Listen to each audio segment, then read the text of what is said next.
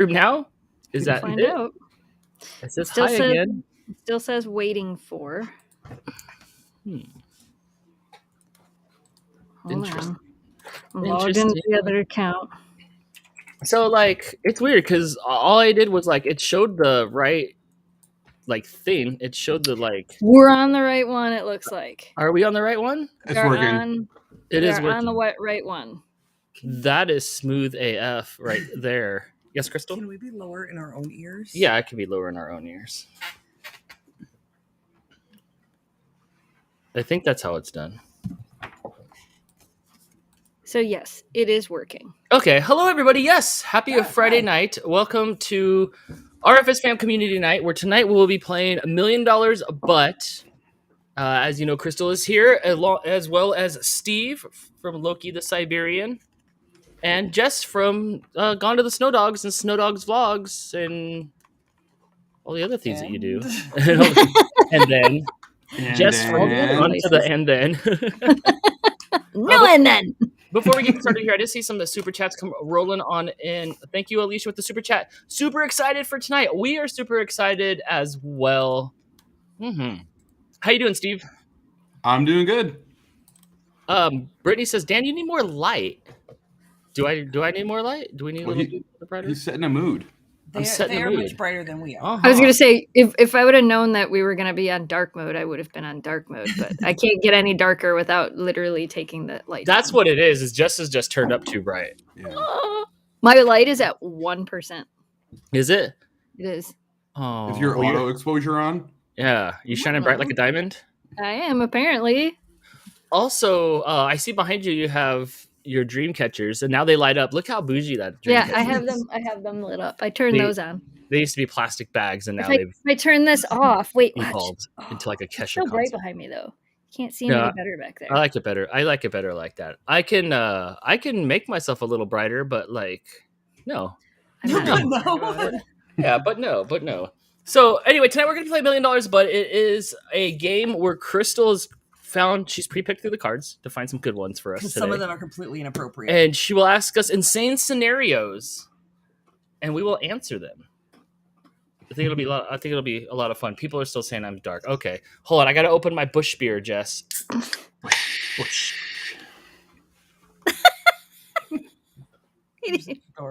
That's old. Did I do it right? Yeah, you did it right. Well, this tastes awful. Okay, let me turn this up real quick. Crystal, say some stuff about your $1 Million butt. You said all there is to say. Scenarios, consequences. I don't know. This is a lot of everybody in the chat needs to give Crystal a round of applause. We're coming up with these games. Give Crystal credit where credit is due. I'm on a live stream now, so I'm allowed to say it.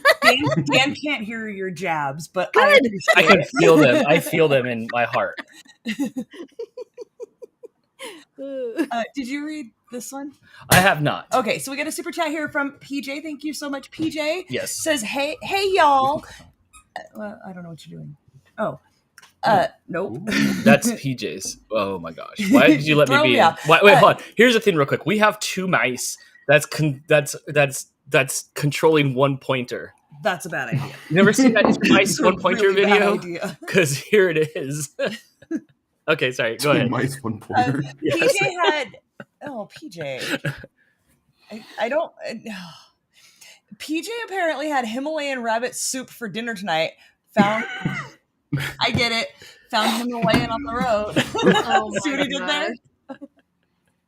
Also, the song of the day is "The City Never Sleeps" by Nancy Sinatra. Nancy Sinatra. Like after Frank Sinatra died, like she is like, "Fuck, he's heavily in debt." That's the song of the day. You would think after that comment, the song of the day should be "Roadkill Jack." Stop! Oh my gosh! Don't hit the stop button. Make sure you don't hit the stop. Stop! No, don't stop. I'm in trouble here. Someone's asked if I was drinking piss water. I don't know who it was, but I saw it up there. All right, another super chat here before we get started. Hannah, the super chat. Thank you. She ate a Delta 8 edible and can't wait for the What labs. is that? What is the Delta 8? Isn't it? I thought that was a variant. Like, and what's going on? Like, what's going on? Are these gummies? Are they not gummies? I have no idea. Are you spending all your calories on edibles? Because it seems like a vicious cycle. Like you eat the edible, you get the munchies, you eat the edible. It seems efficient. That seems like a loop. Like a loop. Yes. Thank you so much for the super chat. All right. What else you got for us, Crystal? I think that's it. I think we're ready. I've got, we did 25 last time, so I pulled out 25. We'll see if we get through them all. Awesome. Crystal, you made a drink as well. I did. It's been a long time since we have a drinking stream.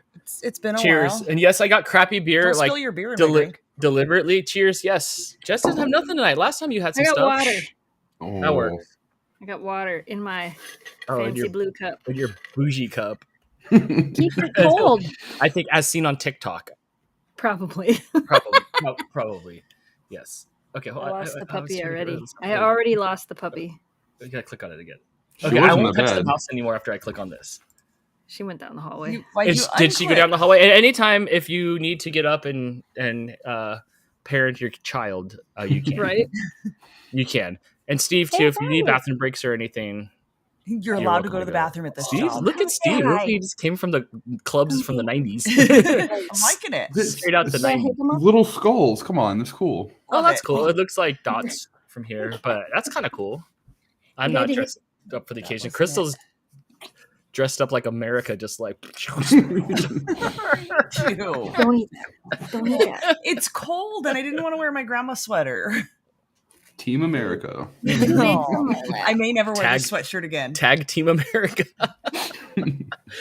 Jess, your dog is so big already. Look at that. It's huge. Yes. By the time I get there to visit, she's gonna be full grown. To be fair, Jess is really small though. That is true. It's true. That is true. Look at these feet compared to my hands. I know.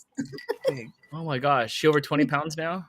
She's 21. Oh my God. Okay, down. She's 21.6 pounds today.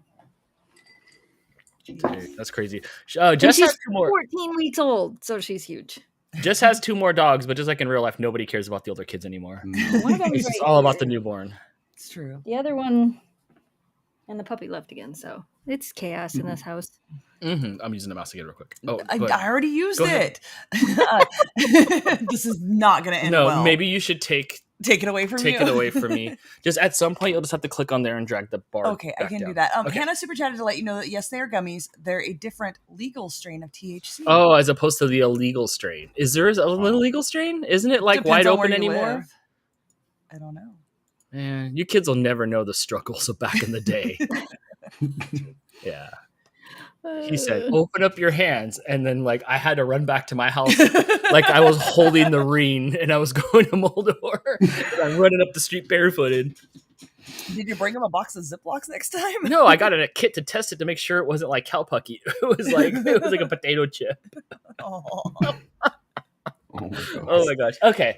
All right. Let's kick this show off. I'm ready. I'm ready here. Crystal, you're You're struggling. on my blanket. I'm not in the right position. Oh, Your no. computer's in the way. Are you okay here? What's going on? Oh no.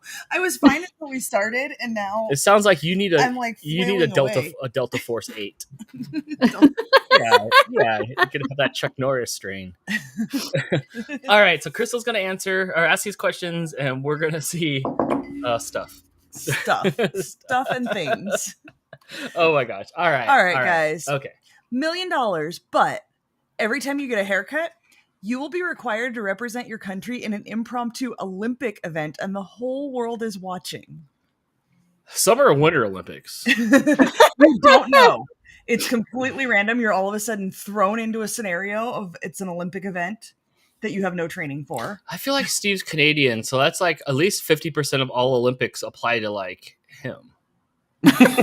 Well, like I imagine everywhere in Canada, it's just like the kids are curling on the side of the road. Even the homeless are curling.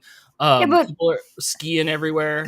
what if it was like a decathlon or a triathlon Oh, or jeez. whatever the athlon thing is? Oh, I would lose.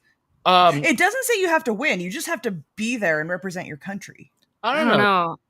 I will say I'm a fan of the people that are saying that like we need like one normal person at every Olympic event just to see I like love how that. much better they are. We need I a do love control that. group. And Yeah. and it can even just be a digital line. Like they tested somebody, and like when they're swimming, that red line could just be back further. Of like this is probably. This is the average. Are you guy. on the couch right now? Yes. Then there's your line to watch. You're always voting for the red line. Go red line. And the red line just like never win. In fact, after a while, just stopped. They gave up. They drowned. Oh my gosh. Wolfie pointing out they only get one haircut a year, so that's an important factor too. I get maybe 2 a year. I'm good for like 3.5. I'm 3.5 saying 4 to haircut 6 for you. I cut your hair. Jess never cuts her hair. She's like one of those. No, somebody does it for me. So Jess, I know how much you love to run around and like throw javelins and luge. You know, I watched those cross-country skiers at the Olympics collapse as they crossed the finish line. They did. Yeah, no thanks. But no. did they collapse because they were tired, or did they collapse because they were posting pictures on the internet of what they've been fed at the Olympic place for the last 10 days? Both. Probably both. What was it? Somebody's like, "Oh my gosh, catering from the fire festival got hired again." The ski flying would be kind of cool. Like, I mean, that's kind of. I mean, it looks cool, but I don't think I want to do it. The ski flying? Yeah, the ski flying. Yeah, like it looks cool, but I don't think I want to do it. No, thanks. What about you, Steve? I feel like you're good at half of the Winter Olympic sports I just watched. Yeah, well, I could play hockey. Play like 4 minutes in the game. It won't be that bad. No, did you watch any of the hockey? It was bad.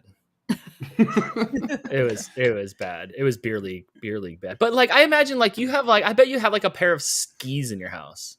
I do. I have a snowboard too. See, it was well, just like maybe like he was like you know how like when we're 18 we have to sign up for the draft. Like when he's 18, he's like given like a sack, and in there's like a stone, skis, a hockey stick, the broom, right? Just some coupons to like Tim Hortons, some maple syrup, a pet fever, right? Maple syrup of the month club. Yeah. So like I feel like you'd be good at most of it. I wouldn't be good at like I'm good at hockey, but like compared to those guys, I'm not good at hockey. You'd be the red line, slightly above the red line. Oh yeah, it'd be bad, but I could do it. I do it. Yeah. What about you, Crystal? I absolutely would not. I do not exercise. I would die. Like the first sport I was thrown into, it doesn't matter what it is. It doesn't have to be running. Like literally anything. I would just die. I would just fall on the ground and die. So no, not worth it. Absolutely not. I would do it only 4 times a year. That would be great. And then all of a sudden there I am like... No, 1 time every 4 years. No, every time you get a haircut. Oh, okay. He's claiming he only gets his haircut 4 times a year. I'm calling bullshit. Okay, here's the thing. Because like maybe one of the times I'm like, poof, and there I am with the go high pole.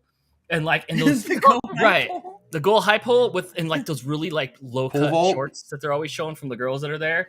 And I could be running and my little cheeks could be out. And I'll be like, boop, boop. That would not end. That's me going over the bar that they set the bar too high. Way too high. I would do it. I'm in for the $1 million. Yeah? Yeah. Mm-hmm. I am. I'd give up my $1 million just to watch you do it. Would you? Yeah. I don't want to compete, but you can have my $1 million. That's an easy $1 million. And that would be fun. Because then what if I win a gold medal? I'd be like... You think you'd win a gold medal? Yeah. In what? In the pull-uppers. In the pull-uppers. The pole vault. You don't even know what it's called, and you think you're going to win the gold medal. What would I have the closest winning it? Look at my arms are the same size all the way through, so I'm not pole vaulting. But like I said, you guys are laughing now until you drop your keys down the down the drain, and then Dan's you the only one need who can to reach down the water drain to pull them out. I couldn't do that. I can't do swing ball where they hold the balls and swing ball. I could do the skeleton luge though. I could lay on my head and. But what about a decathlon? Could you do a decathlon? I'd rather decapitate it. I know. No, I couldn't. I would die. Oh, at the bike shop, my friends would do triathlons. And like it just the ultimate sociopath, thing to do. And then they would like swim, then run, and they're going to the pool to swim at like 5 a.m. Yes. I'm like, that's just ludicrous. You have to train like 12 hours a day for a triathlon, apparently.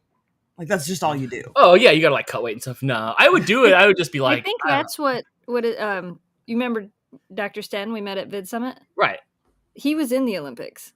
And he did like decathlons and triathlons and whatever the athlon things are. Yeah, he's a gold medal. He's won gold medals in the Olympics from doing those things. Crazy. That's one of the things when Crystal and I got together that she asked. She's like, "You can't be a triathlete. You can't go to the gym." Yes, those are my two. Because her last boyfriend was a triathlete. He got the tattoos, right? Not while we were together, but I heard that he did afterwards. Arrows on his arms pointing forward. Because, Oh my forward.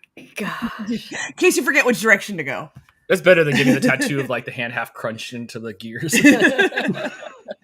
It's better than that. Cyber Husky says, "Hey, wait, I've done 2 triathlons. Am I a sociopath?" The jury's still out. Who said that?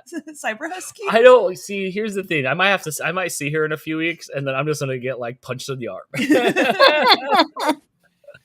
You've earned it. We have a couple super chats here. Sorry, let me catch up. Oh my gosh. I love the restream summary of the emojis. Drea Kitty Husky super chatted us, and it says a purple cat. Does that It was the Kamiko emoji. Oh, thank you so much, Drea. Thank you. And Doctor's Song says dog sledding should be an Olympic sport. What are your thoughts on that? What are your 2 thoughts on that? What are your thoughts on that?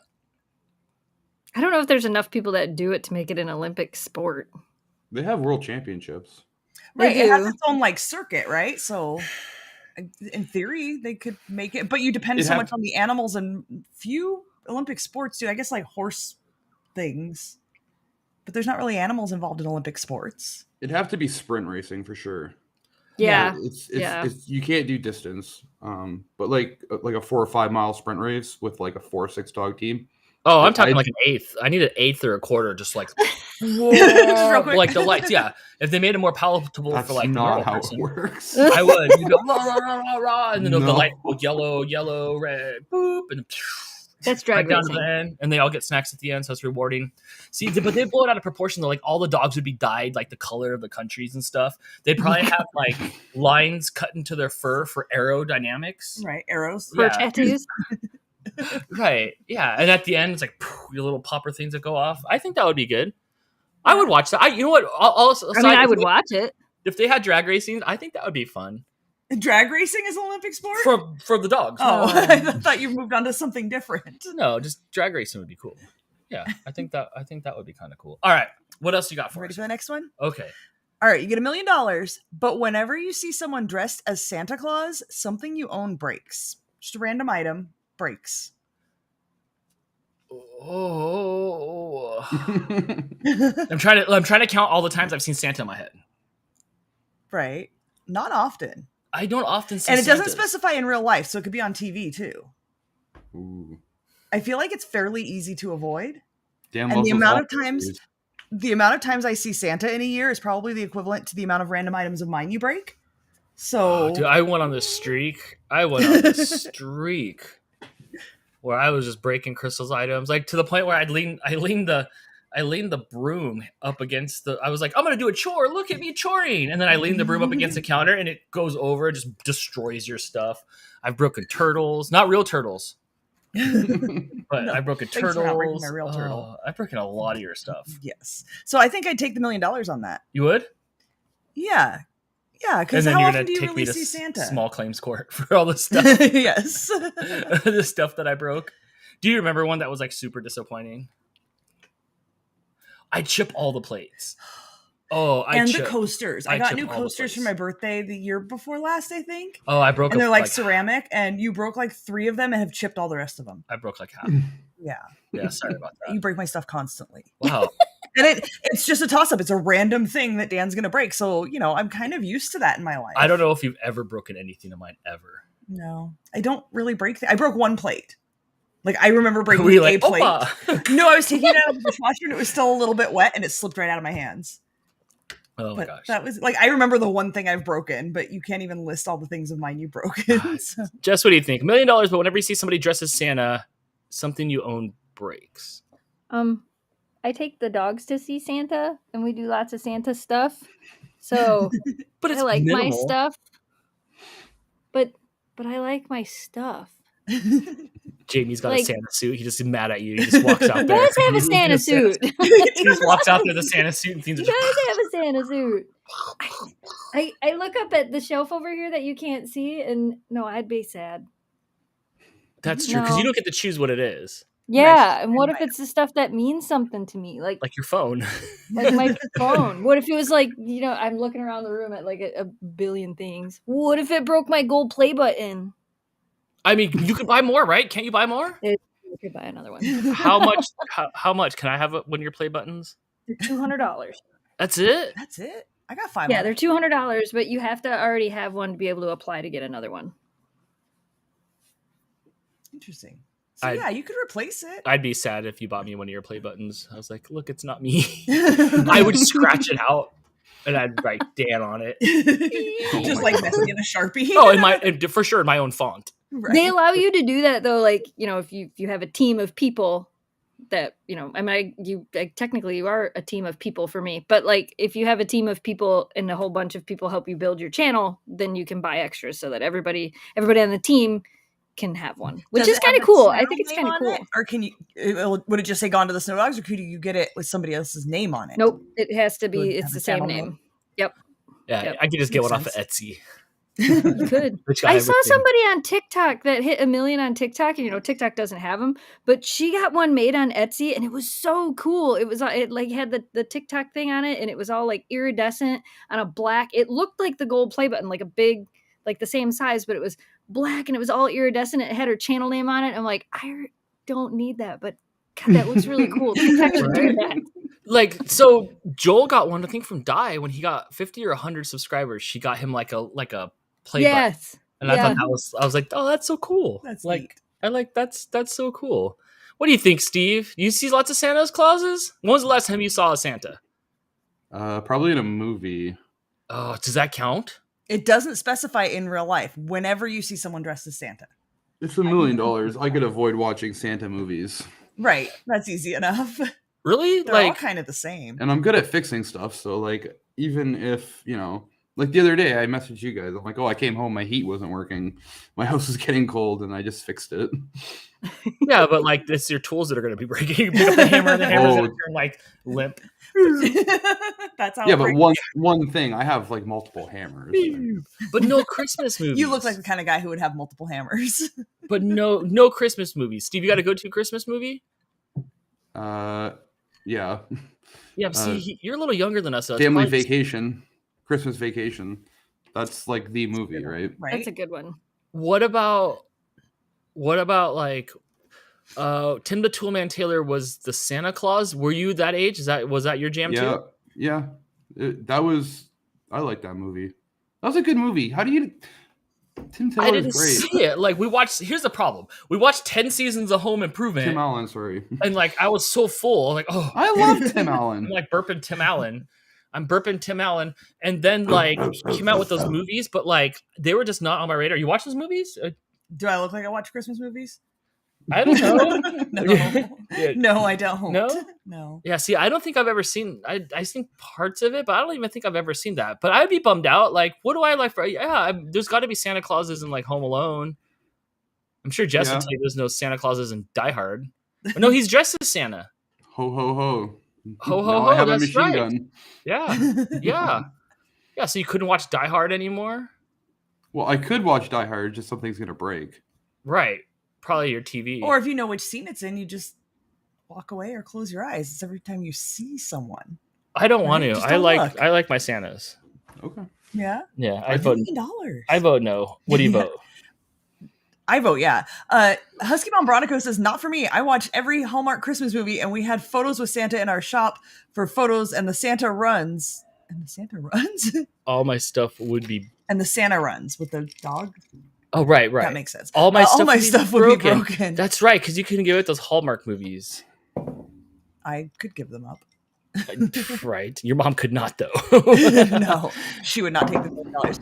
We got a super chat here from Chris who says, $1 million, but every time you bake, you have to separate eggs by hand. No. Every time?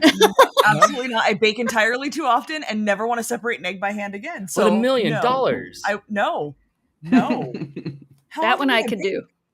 At least once a week I bake. At least. Right. Often 2 to 3 times a week. But like after a while, you'd be like numb to it. I don't know that I would. I don't think I will ever get over that. I don't know. Really though, like for really, you couldn't. You couldn't deal with it for $100. For 100 or $1 million? Or $1 million. No. 100. No, 100, definitely not. Oh. No. Do you want me to pull up the clip and you can watch it again? No. It was traumatizing. I was there. I saw it in 3D. God, I wouldn't do it. Chris says, but Crystal, you have to keep them separated. No, he said you got to keep them separated. Is there another way to separate eggs? Not if you want the $1 million. We do have an egg separator. Jess sent us an egg separator, so we don't have to do that. Or you can do it with the shell. Like you can use a tool, or you can do it with the shell and not have to touch it with your hands. There's 2 other ways to do it.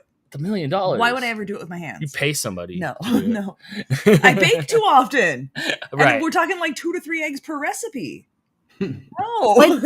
But you could make Dan separate the eggs for you. I don't think that was the stipulation, though. The stipulation was we could if you it was have like, to separate the eggs by hand. If it was whose but if Dan's helping you, he can just do the egg part. Do the eggs? No, yeah. Maybe. The little devil shows up and wants his $1 million back. Too bad. That's what I'm thinking. It wasn't written correctly in the contract. Let's see. Kazehana877 says, I only separate eggs by hand. You're a better person than I am because I can't do That's it. an easy $1 million. No. That's an easy mill. I feel a little nauseated just thinking about it. So thanks, Chris. Appreciate you. That's right.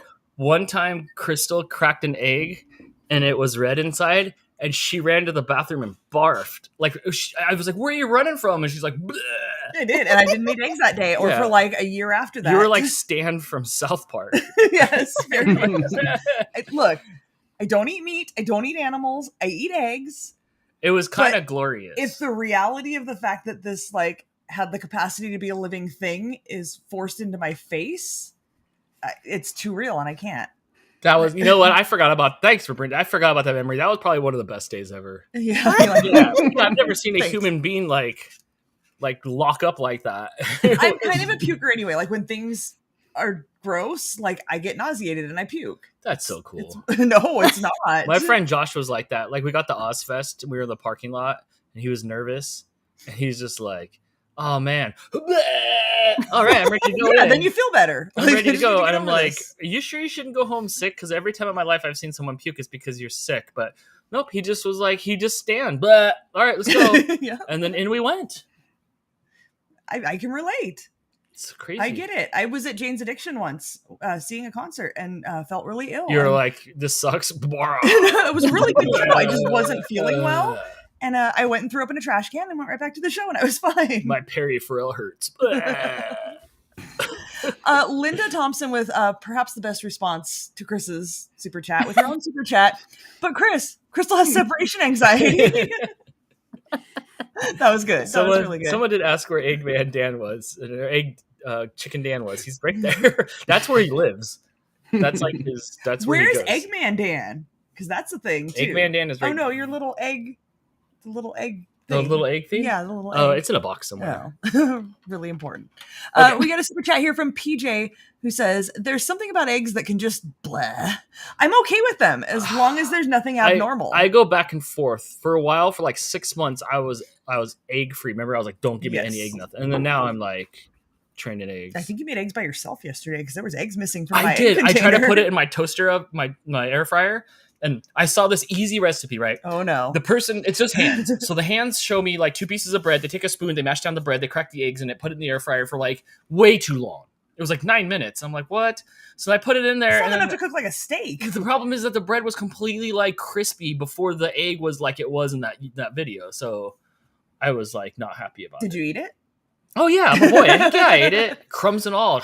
Just crumbing around everywhere. It was so loud. I put all the Tabasco sauce on it, but like it was a lie. It was a lie. It was. All right. What else? What else you got? I've got a super chat from Hannah who's petitioning to stop talking about eggs.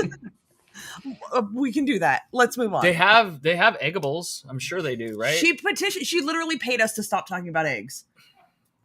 So she bought my silence. Yes. It was worth it. Okay. $1 million. But every time you accidentally burn yourself, an embarrassing meme about you is created and uploaded to the internet. Dan, when was the last time you burnt yourself? What was it? Last night with the air fryer. Last night on the air fryer, I burnt myself. Shit. And when we're talking like... But Dan, how many embarrassing memes of you are already uploaded to the internet? No, but like, but the memes would probably be created on the last few embarrassing things I've done, which is the poop box. So, and it would just be like, it would look like this from this. Stop talking about poop box. This is what the meme would look like. and the caption would be, when Somebody you don't realize screenshot this. when you don't realize that when your water's off, you still have one flush left in the toilet. No, those were gone. When you realize the water wasn't really off in the first place. So then it would be that. That's what it would be. That's what it would be. I'm kind of in. Wait, hold on. Do I have to make the memes? It just says it's created. Oh, cool. So I don't have to do that. Somebody else does it. Okay, and I don't have to pay that person. They just show up by themselves and they're uploaded with the right tags. Because that's valuable. You might have to go back and retag it. Yeah, if it's tagged right and it's up there, then. Drea Kitty Husky says, "Someone pay Dan to stop squatting." You can borrow that move. You can borrow that move. I'm a yes. Yeah. Yeah. Yeah, I love those bad memes, like that guy that's all like, when you haven't told anybody in 3 seconds you're a vegan, or that dude, this dude, like that dude in in the doorway guy. Yeah. Scumbag Steve. Scumbag Steve. Yeah, that's right. Those are priceless, and I could be that. I could be drop. There would be a ton of them. You accidentally burn yourself at least once a week. It could be called Dropship Dan, and I'm just like, I do burn myself at least 3 times a year, and probably more now that you have an air fryer, right? Yes, I burn myself on my air fryer all the time. That's Every time. I'm like, how do I know how this works, but he has 3 sets of tongs. Yeah, still tries to take stuff out with his hands. I did even right before we started. I have the little like silicone things because I want to reach in and pull the trays out. And I'm like, they're hot. They're hot. Like, but there's still a part of me that's just like, I'm just gonna don't touch it. Those are creepy. They look like Muppet beaks. They do. They look like Muppet beaks. But I keep just pulling them out. I was pulling the chicken out before we started too, and I was burning my fingers. So memes would just be popping up everywhere. Would burning your mouth count? Because you do that constantly too. Ooh. I mean, it's burning yourself. It's burning. Okay, then yeah. When you put something way too hot in your mouth. Yeah. So that would like triple the amount of memes. There would just be memes everywhere. Yes. It would just be memes everywhere. I would not do it. No. I don't burn myself often, but I don't want embarrassing memes of me out there. No? No. There's already one of you all like, I know. And that's why I speak from experience. You're welcome for that. Yeah, that's right. That was Steve. That's right. What about you, Steve? I literally get pelted by red molten pieces of metal at work, so every day. Gosh. So I don't think I could do that. Pop up all the time. That's right. Like literally, you just be like hanging out. It's like, oh, there's another one. Oh, there's another one. Oh, there's another one. Does it burn holes in your clothes, like when you see welders in their welder shirts? Oh yeah.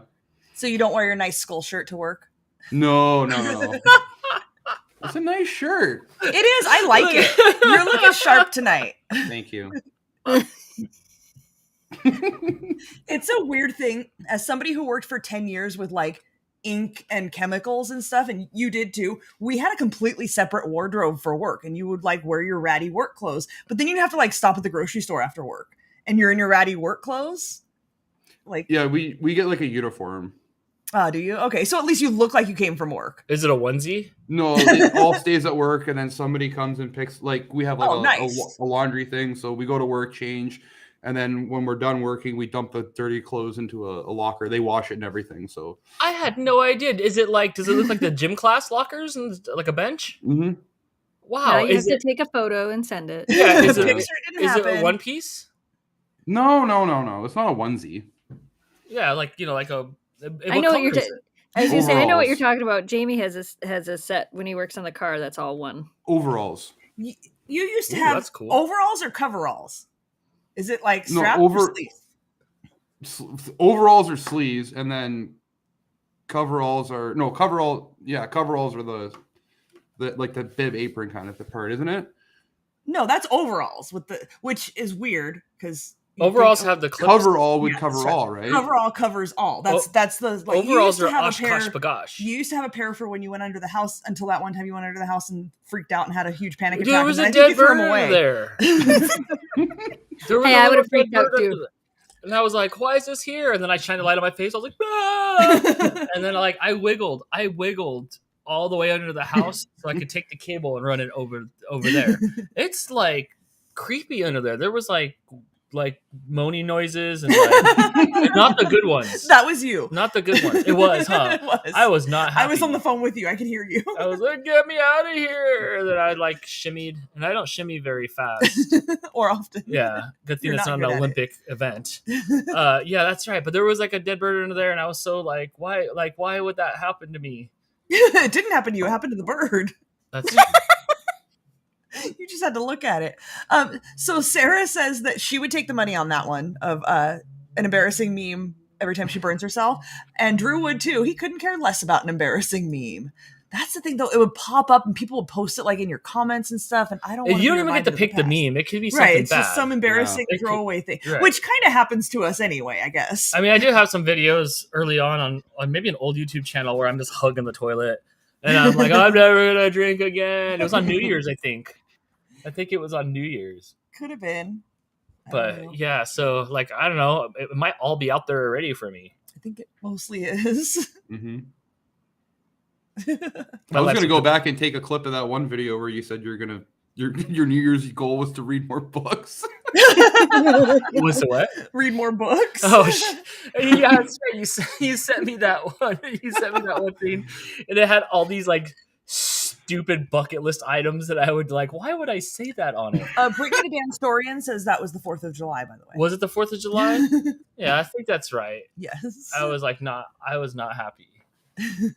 I was not happy. All right, what else you got for All us? right, next one. $1 million, but whenever you are unsure of where your keys are, you have a small sharp rock in your shoe that you can't get rid of. I always know where my keys are. Always at any given moment. I always put them where they belong.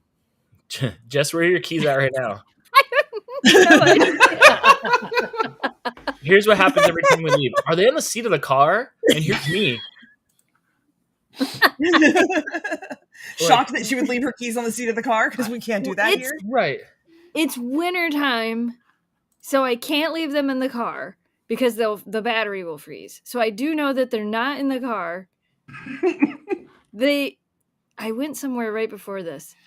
They might be in my coat pocket, or they're sitting by where the dog food stuff is. They're definitely not hung up where they're supposed to be. They could also be sitting on the kitchen table. I might have set them on the kitchen table. I have no idea. I never know where my keys are. So you would constantly have a sharp rock in your shoe?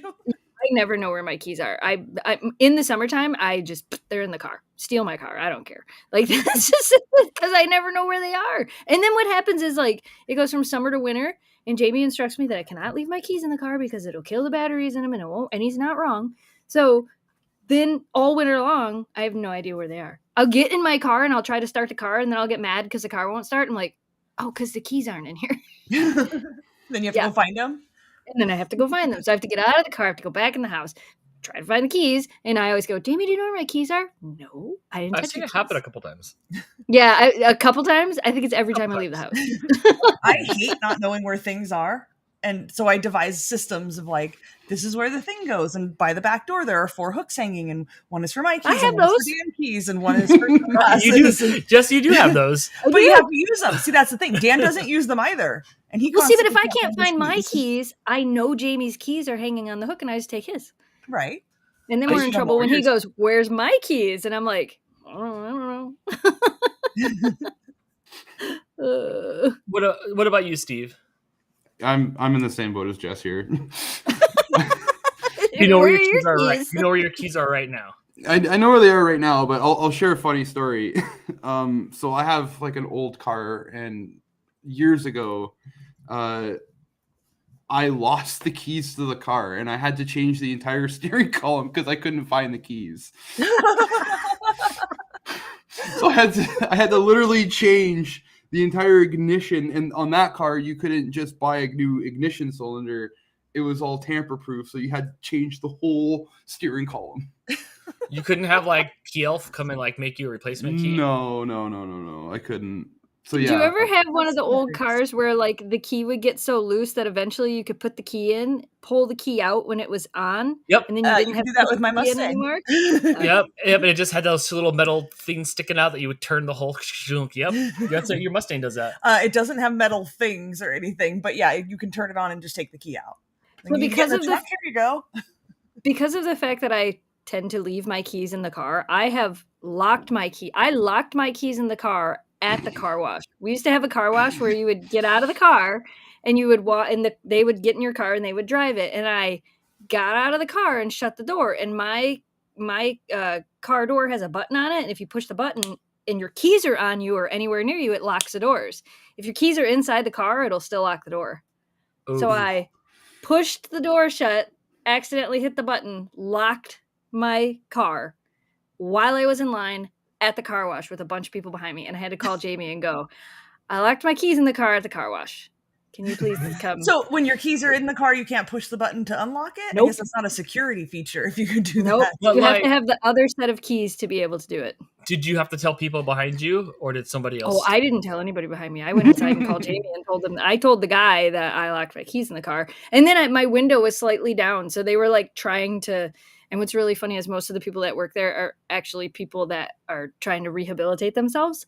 The car wash isn't open anymore, but they were trying to all the stuff to get like try to open the thing and trying to find the coat hangers. And I'm like, I don't think any of this is.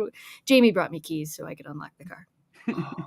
I have, in fact, locked my keys inside my car a few times. I have never locked my keys in the I've car. done it a many few times. times. We had to have AAA come out and put that little bag in there and to get into the Honda Civic. That one time I locked the keys in the Civic. You did. I did not. No. Do you remember when Blake went out to the car one time and he closed the door and it caught like half the key ring? So like half the keys were in and half the keys were out in the door. But he didn't want to tell us he did it, so he was going to solve the problem himself. So he got some little sticks and he stuck them in the lock to try to unlock the door himself. So then not only were the keys locked in the car, which they weren't even fully locked. I'm pretty sure we were able to just slide them out. It was like the little club cards from the grocery store were like locked inside. So if he had pulled hard enough, he was like 7 or 8. But he put the twigs in the hole. We had to have that fixed. We had to pay to have that fixed. Yeah, that's right. Oops. Yep. Oh, we should bring that up. We should bring that up to him again soon. Yeah, about how he tried to unlock the car with a stick. Now it's impossible for me to lock my keys in my car. And when I hit the lock button, it's not there. Then I know my keys are in my car. I lose my keys a lot in the wintertime because like I'll go out and like if I move the car for you to go to work, I'll run it and I'm like, oh, it's cold. And I forget to empty my pockets and then who knows where they go. I've dropped my keys like behind the stairs. I've done lots of stuff with my keys. So I'm always losing my keys. You are. You know, there's a hook by the door, right? That's where they are. That's where they are. Be there. That's where they are now. Are they? I may never hang my keys up on the hook, but I always do hang up the dog leashes and collars because it drives me crazy when I go to look for a collar and I'm like, where the heck? Why is the right collar now? Why can't you apply that logic to your keys? Right? No idea. Apparently, my dogs are more important. Our old Honda had like one of those little clickers to get into. You hit the button and it would like click the doors open and then like beep boop boop. And then the battery died on the unit and we couldn't shut off the horn honking. Remember that? It was 2 separate issues. We had to like eventually unhook the battery to the car. And then we had to have one of Jason's friends come over and disconnect the alarm because we could not figure out how to make it stop. The alarm was honking horn. But the key fob died. Yeah, so you couldn't shut it off from the key anymore. Yeah. And we weren't going to pay to replace the battery. So many times I had to hurry up and take the battery. I remember batteries are like $1.39 or something. No, I had to like take the car battery and take it off the car battery. Don't ask me why we didn't replace the battery. I don't know why. We literally just disconnected the alarm. The unit was dead, and it was an aftermarket unit. I don't know where it was from. It was like I know, but they just use watch batteries, the round watch batteries.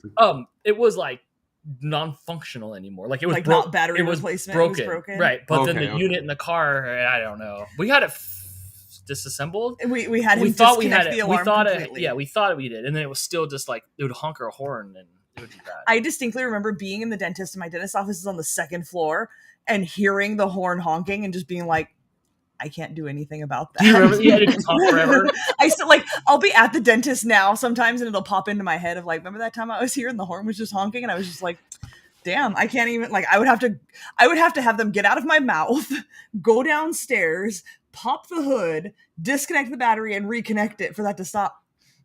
Guess the horn's just honking. Can't do anything. Those are triggered flashbacks.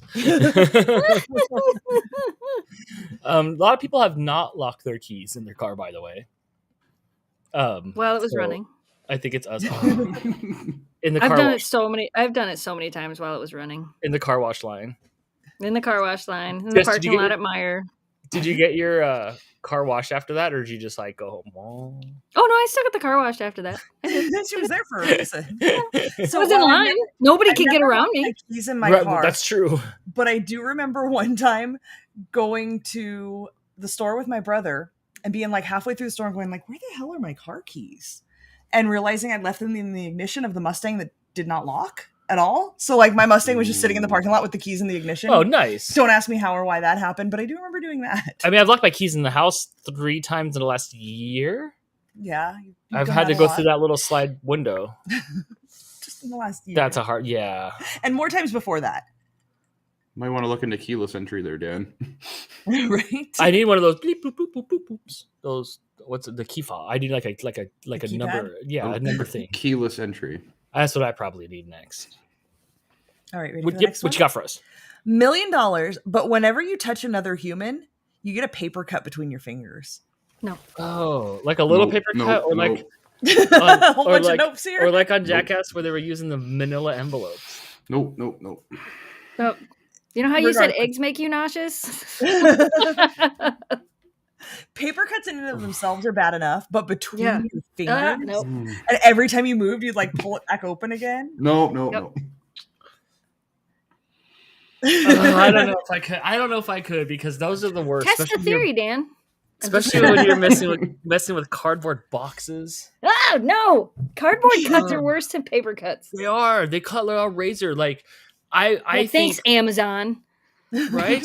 I want my Bushido blade to be made out of cardboard so I could just give paper cuts to people. That's why you gotta have one of those. Yeah, I don't like paper cuts either. Well, what is that? Is that a letter opener? It's a letter opener. It's a stabby. I have one of those at work. It's pretty fancy. Yeah, kill those bills. Yeah. No paper cut. No, hell to the gnaw. Bunch of nopes. Not for me. All nope. Yeah, nobody wants it at all.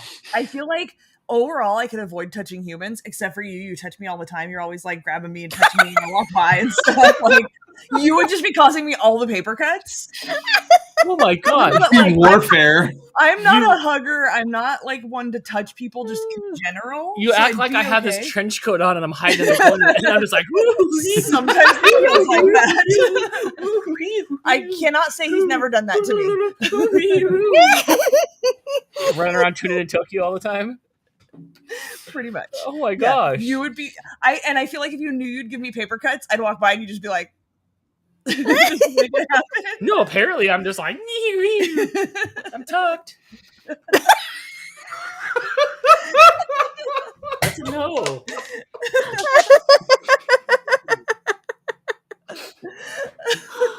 I think that was a no all around from like everybody, all of us, everybody in the audience. Nobody's gonna go for paper cuts. I don't know if there's anything that would convince somebody to take $1 million. Like, let's replace whenever you touch a human with anything else. I think everybody's gonna say no on that. Nobody wants paper cuts between their fingers. Nope. Yeah, no. Yeah. And I cut myself all the time at work. I don't want paper cuts. That's even worse. Yes. Yeah. Right. Especially when you're making whoopee. I don't.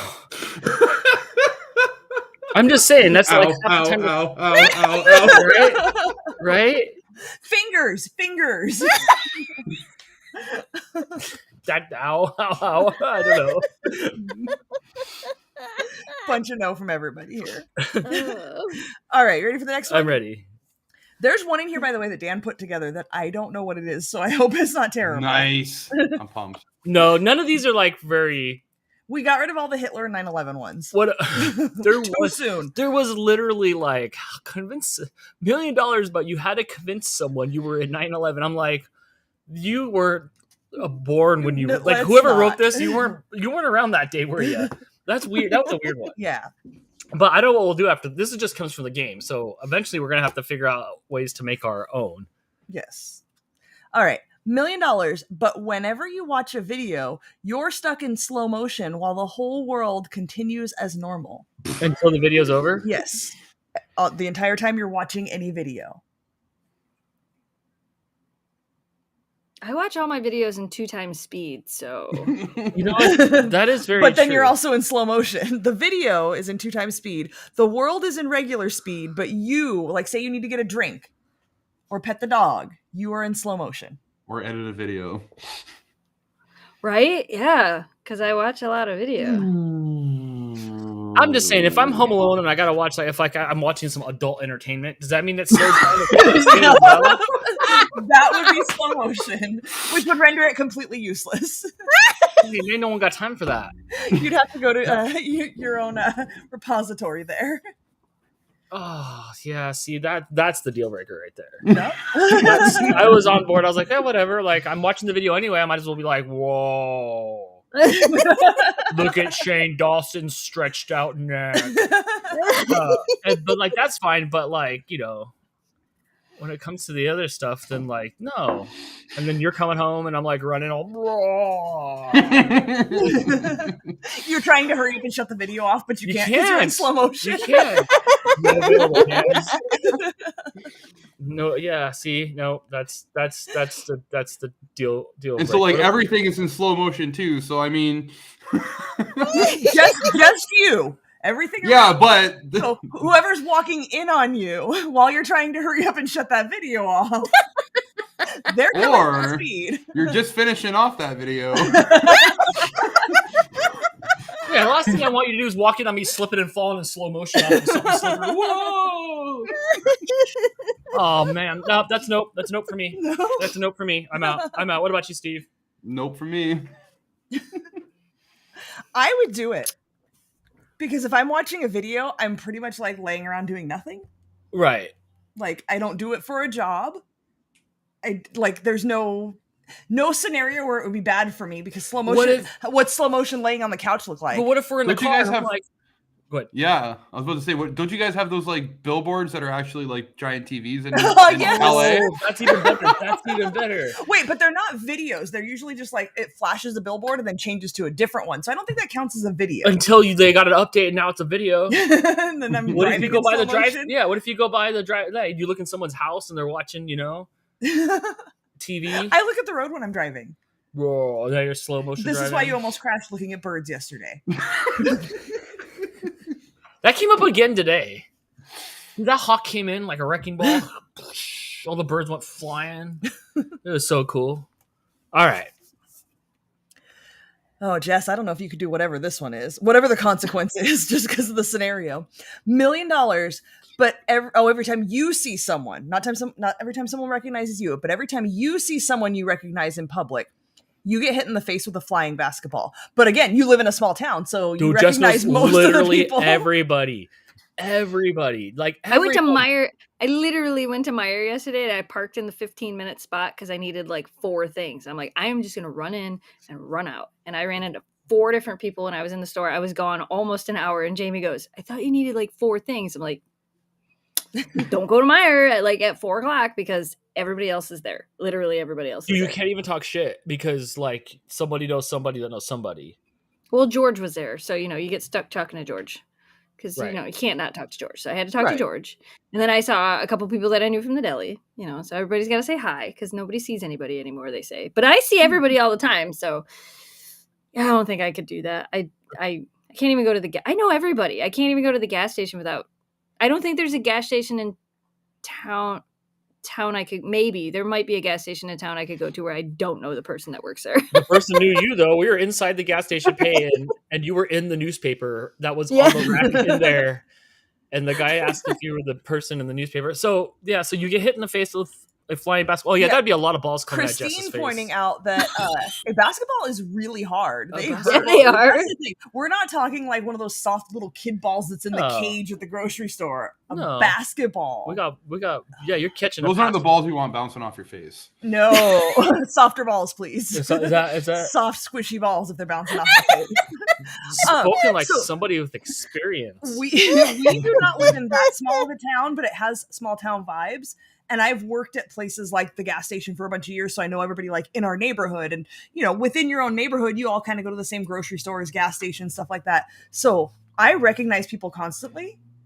Like, even though I'm bad at faces, I recognize like, oh, that's that one a-hole that yelled at me about the burrito that wasn't hot enough or whatever. Like, why wasn't the burrito hot enough? 2 minutes. Don't waste the juice. I still recognize the guy who yelled at me when I pierced his daughter's ears and the gun jammed. And he bitched me out for it like it was my fault. Well, why did the gun jam? Because it was a piece of crap from Claire's. It's not a professional tool. There's no maintenance on those. But like, I recognize people constantly, especially when they piss me off. So I would not do it. After the bike shop, like I would remember sometimes that we have this thing where it's if we just duck up an aisle, just go with it. Because it's probably going to be somebody that you're going to see that you know in public. And there was a lot of bike shop ducking. Yes. Especially after I walked out of there, there was a lot of like bike you just duck and go, and then later you're like, "What happened? Who'd you see?" Yes, it would be. So, basketball at my face. Let's see how literally how many times I really see somebody that I know. It's hard because Holly lives up the street, and if we run into each other at the store, I'm screwed. You run into her a lot. I saw her once at Target, and I think once at the grocery store. It's great because we both have a 3-person triangle. There's a Dutch Brothers where she lives because she loves Starbucks type drinks. The McDonald's is right next to it, and her and I have almost a competition of who's got the most McDonald's points. And then Walmart and the store are all in a quarter-mile area. So that's why we all run in the same circle. Right. This is the Desperate Housewives circle. You don't know. You go to your Don Draper job, right? And I'm here in Wisteria Lane with all the homies. All the stay-at homies. That's what we call ourselves. Stay-at homies. Stay-at homies. Yeah, that's what I've decided. So for I could do it. I've taken a basketball to the face before. Every time you see someone you recognize, though, every time. So like you recognize, it's not just like you recognize Crystal, you recognize Blake in public. So not within the house. And if we go together, I think you're good. But I could take your balls. You'd be okay for things like, look, we were at the Walgreens a few weeks ago.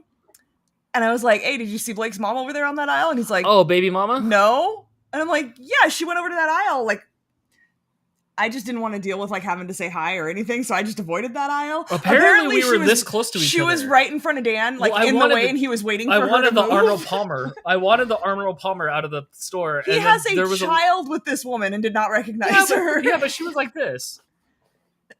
But I recognized her as she walked by the end of the aisle. Like, I was walking up the aisle and she walked by and I was like, oh, I'm going to go that way. That's because your girl radar went off. I don't know. I'm just standing there like, I just wanted an iced tea. She was in your way. Do you think she recognized me? I don't know. Do you get that blindness? Do you get that blindness when you're in public though and you're really focused on what you're doing so you try not to make eye contact with anybody? Because I do that a lot when I'm like trying to get in and out of a place. Like, let's talk to people. Yay! And it's fun. And I like talking to people, but sometimes when I just want to grab something and go, it's like look down and just go where you need to go so you don't accidentally see somebody and then be stuck talking. Just when I live in the Midwest, you know. Just when people ask me for money. I came out of the post office yesterday and the guy asked me for money and I was like, no thanks. And then the lady was waiting for me to get done talking to him so she could literally ask me for money. I'm like, I should have conference called you in. So like that I'll kind of duck and go. Right. But no way. When I'm in public, I have a really good I have really good face recognition. Really good face recognition. And you have a friendly face. Like people want to talk to you. I have worked for years to perfect this resting bitch face. The masks are not helping that at all. Yeah, but now I look like Wilson from Home Improvement, so it's not the same. It's not the same. So I don't know how I didn't recognize her. She looks kind of like she looks standard, so like like everyone else's baby's mom. It was like a Honda Civic. It was just regular. The Honda Civic of women. Yeah. So she didn't say nothing to me. No. Here's the thing about her. She's long-winded. If you get stuck talking to her, and that's half the reason I just went the other way. Long-winded. And that's half the reason I just went the other way. Long-winded. One time she came to pick up Blake, and I happened to be out front pulling weeds, and we had like a half-hour conversation. I was pulling weeds. I thought you were going to lunch. Too much. Did we ask everybody? You didn't ask me, but come on. What? You guys were talking. No. I mean, like you. Like we gotta ask. We gotta ask okay. Steve. Yeah. What do you think? No, but I wouldn't do it. But I live. So you're in Lancaster. You have like what, 250,000 people there? There's a lot, but it's got small town vibes. Yeah, it's the same thing with Windsor. There's like 250,000 people here, but I played hockey, and everyone in Windsor played hockey. So I still run into people. They're like, "Oh, hey, I played hockey with you," and I'm like, "Dude, that was like 25 years ago. How do you recognize me?" And then I worked at Parts Stores, so a lot of people that came in there recognized me from there. There's just way too many, just all the time hitting me in the face. Yeah, see, I'm with you, Steve. I'm the other guy, because they'd come into the bike shop. Like, at some point, the whole town filed into my bike shop. And I'm like, oh my gosh, like, I played hockey with you. Or, oh my gosh, you're the dad of the kid that I waited for him to turn around before I sucker shot him in the head. And you tried to come over the glass. That's not a sucker shot. That's a slash. Dude, we won. Okay, real quick. We won first place a bunch of seasons in a row at the shop we worked at. Like, we were a factory shop. Like, we made a hockey apparel, our own hockey apparel. Mm-hmm. And we had a hockey team, and we did well. So we got so bored that we made up rules and points for penalties. Like a 2-minute penalty would be a minute. A game suspension would be like 5 minutes or 5 points and stuff like that. And I got unbrave, and I waited for poor little Stefanello to turn around, and I just cracked him in the head. Right? He was like 3 years younger than me. He proceeded to get on top of me and started pummeling me. Oh my god! Pulled me off. Did you cry? Because I imagine you would cry. I didn't. I felt so sick in my stomach about it, because I didn't want to do this in the first place. I was the runt on the team. I look over, and the dad's like on the glass, like Happy Gilmore, that guy, And the dad was trying to tear me apart because the kid got braces the day before, and $5,000 of braces, like, whatever, like, Right. So, like, I felt bad. Like, I escaped after they were holding them back, and I went into the locker room. And I got the heck out of there.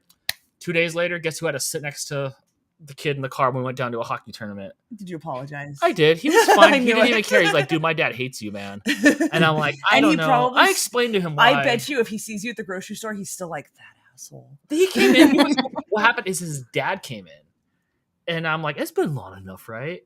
And he was really cool. Him and I were vibing real good. I sold him some bikes, and I finally told him at the end, I was like, oh, yeah, I hit your kid in the face, and then I wanted to rip the teeth out. You wanted to rip my teeth out because... and what did he say? He kind of laughed and chuckled it off, and kind of just didn't, like... And then he walked out and was like, fuck that guy. No, he didn't. But, like, so I don't know. That did happen. So in the chat, Corinne says she would not do this one because she knows a lot of people from her church. We got lots of no's on this one. Basketball's hurt. I think that's the deciding factor. Have you ever handled a basketball in your life? In my life? Yeah, I'm sure I have. When was the last time you held like a basketball? Couldn't tell you. Blake had one when he was a kid, right? I have a basketball hoop. I have a basketball hoop painted up over here, but it doesn't have a real basketball. It's a Nerf for nothing. Look, I'm not a sporty kind of person. Look, I'm the kind of kid that in high school, when I distinctly remember we had the grass made you itch. Yeah. Yes, absolutely. I'm allergic to all the things. When it was time for tennis, I teamed up with the other like Daria style girl like me, and we went up to the other team and we were like, hey, come here. You win. We don't have to play. We could just fuck around. And that's what we did. Like, I'm not trying to compete. I don't care about sports. I'm not trying to play them. Like, you win. It's fine. Like, we don't have to have a competition. I'd be so mad. I loved PE. That's fine. But the one week you got teamed up with me, or the one day, because it was daily, and you rotate through, like, this 3 weeks we're doing tennis. And then you get teamed up, and the one day you're teamed up with me, I'm not playing you. You could hit the ball over here. Please don't hit me with it. But no competition in sports. Wait, you didn't play dodgeball? No. No? I don't think you hit that was the best. The only thing I remember playing yes. distinctly is in elementary school handball. We had like these walls in the middle of the courtyard. Like the school was a big giant oval, and in the middle we had these walls that came up. That was for butts up. So you could play handball. I remember playing handball. Butts up. I did not play that either. We played butts up on that. You know that game? Yeah, we called it wall burner. So wall burner? You throw the ball against the wall, the ball bounces back, and you got to catch it, and then you throw it. And if you drop it, you got to touch the wall before somebody else throws it. Yep, but before somebody else beats it with the ball hitting the wall. And then you had to put your hands up there and you get that butt shot. Boom. You got to make sure the PE teacher was looking for that. That's a guy thing. Oh, for sure. Oh, yeah. Yeah. It was like 5th grade. It was like 5th grade initiation. Yeah, Jess, did you ever play this? Not that. No. See, that's a guy thing. I did play basketball, believe it or not. I did play basketball. You're so short, though. 3 years. I know. Was it when you were young and everybody else was short, too? I mean, I was still the shortest kid in the class, but it was 6th, 7th, and 8th grade I played basketball. The ball must have looked so big in your hand. Right? She always had to have 2 hands on it. They also, they try to teach you how to shoot a basketball, and the problem is I play half sports with my left hand and half the sports I play with my right hand. Like I shoot pool left-handed. And so like I never knew what to do. So even when I play basketball and I shoot a ball, my hands cross over and they could never, like my coach was always like, you have to stop doing this. And I'm like, but this is what I have direction with. That is like, definitely not how the basketball. That's how I play sports too. Just right. Yeah, it was when I was in elementary school. I played for 3 years. We did pretty good. I had fun with it. Like I enjoyed it. It was just I don't know how that was the sport I ended up playing, but right. Who looked at you and was like, she needs to be signed up for basketball? I played a lot of basketball. That was the sport. Every year I played basketball. It was fun until I found hockey and I was like, all these other sports are stupid. Pretty much. All right, what you got? $1 million, but whenever you scratch an itch, you temporarily lose one of your 5 senses at random. And it doesn't say for how long. I wish they were more specific on these Scratching things. Itches feels like when you say yawn or you yawn and everybody else yawns. Yeah, I've got an itch now. I'm itching. For sure. Now lose one of my senses. Randomly. Would it be for like just as long as you're itching? Let's say yeah. I guess. It just says temporarily. So I don't know. 5 minutes? The duration of the itch? I don't know. The duration of the itch would not be annoying at all. Like I could deal with that. Like, oh, suddenly I can't see. I'm good. But what if I lose my Yeah, but what if you were driving? What if you fell in poison ivy? Oh! And then you can't hear anything the entire time? What if I'm telling a joke and I lose my sense of humor during it? Shut up. And then I get some sort of like bad punchline, like some sort of like unsavory punchline. I can't take that risk. Lily CK says we cut out mid-reading. $1 million, but whenever you scratch an itch, you temporarily lose one of your 5 senses. What are my senses? Hearing, smell, taste, touch. Talking. That's not a sense. Let's see if Dan knows the 5. Seeing. You touch. said that already, I think. Looking, hearing, smelling, tasting, walking. No. What does Steve do? Was that jerky? He was trying to touch. Oh, okay. That's the best of my senses. Okay. I'd take it. Even if, let's say it was like 5 minutes, I'd take it. If you're driving, it's annoying, but you can force yourself to not itch. At least until you get to a stoplight, right? Sometimes I will sit there and I'll have an itch and I'll go, don't itch it. Don't itch it, Dan. Fight it. Like, make the itch Do you, go like a away. monk? You're trying to like a monk, like a out. shitty monk. Yeah. Like, don't do it, Dan. Don't do it. And then sometimes I can kind of get away with it a little bit. But then after I'm like, that's good enough. Then I'll go itch it. Yeah. Just to see if you can. Yeah. I feel like it's really dry out there, though. So you guys probably itch a lot more than we do. I'm also allergic to all It the is things. dry. So I'm always like rashy and red and hivey. So. You're going to come out here and get a bloody nose. Yes. I won't. It'll be so dry out here. It is dry. We do have a humidor thing. That's the thing you put cigars in. Oh, no. It's well, it's sort of extra syllable, but it's a wet whistle. I don't know. It's like it's a humidifier. Jesus. It's a humidifier. We have one of those going in here because it is dry. I'm even getting dry. I'm starting to dry out. Like all my, like lately my head's been dry and my hands have been dry just from being inside all the time. Everything is dry. Everything's shocks. Like stuff reboots all the time. Stuff shuts itself. The monitors constantly shut themselves off and back on when I get near the computer because it's so dang dry in here. Yes. We shock the cats. We shock each other. Like loud. Like, have you ever shocked yourself where you hear it? Like, whack. Like we really kiss to each other before we do. If we're gonna kiss or something like that, just to get the electricity out. Because it hurts if you kiss and you static and you zap and then it's in your teeth and it feels good, but it hurts. It hurts. It'll tingle forever. It'll tingle, and then like, and then I'm mad and I don't even want the kiss anymore. And it's like a lightning rod, so sometimes you're like, but it's like, this sucks. Yeah, you got to turn all the lights off so you can actually see it. Oh yes, when we go hop in bed, if we turn the lights off and you pull the covers up, it's all like or petting the cats. You can see the static discharge. Yeah, so that's a good point. So back to the question: whenever you scratch an itch, you temporarily lose one of your 5 senses. Jess, what do you think? I think that one I could probably handle. If it's only for 5 minutes, I think I could handle it. I think talking's not one of them, though, right? No, that's not a sense. Okay. How about you, Steve? I could handle it. I think. It's $1 million. I can handle it. Yeah, it's $1 million, which used to be a lot more. Right, but it's still a good amount. It's breathing. Right. And this is tax-free, right? This isn't a suitcase, yes. Unmarked bills. Yes. I could buy as many cheeseburgers as I want. You can. Please don't buy 1 million cheeseburgers. I was assuming it was tax-free this whole time. Me too. I was hoping. Taxes are high in Canada. Exchange rate. It's like 9. It's like 975 there. Do I get American or Canadian money? let's say. Do you call them dollars? Yes. You say like I have $5. You don't have like weird names for it. Canuck bucks. No, I'm just kidding. They have like loonies and toonies and stuff. Yeah. Right. Like, yeah, but that's for like the change, right? Yeah, a loonie is a $1 coin, and then a toonie is a $2 coin. Which I do have. Steve pointed out I do have a loonie and a toonie. Mm-hmm. Do they have like Toonie Tuesdays at like McDonald's where you can get like No, they had Toonie Tuesdays at KFC though. See, dude, we gotta go. Interesting. I don't know that we need to go to KFC. I have some Canadian dollars. Yeah, you gonna go buy some chicken? They're all. Listen, all Dan. If you get yourself here, I'll pay for everything.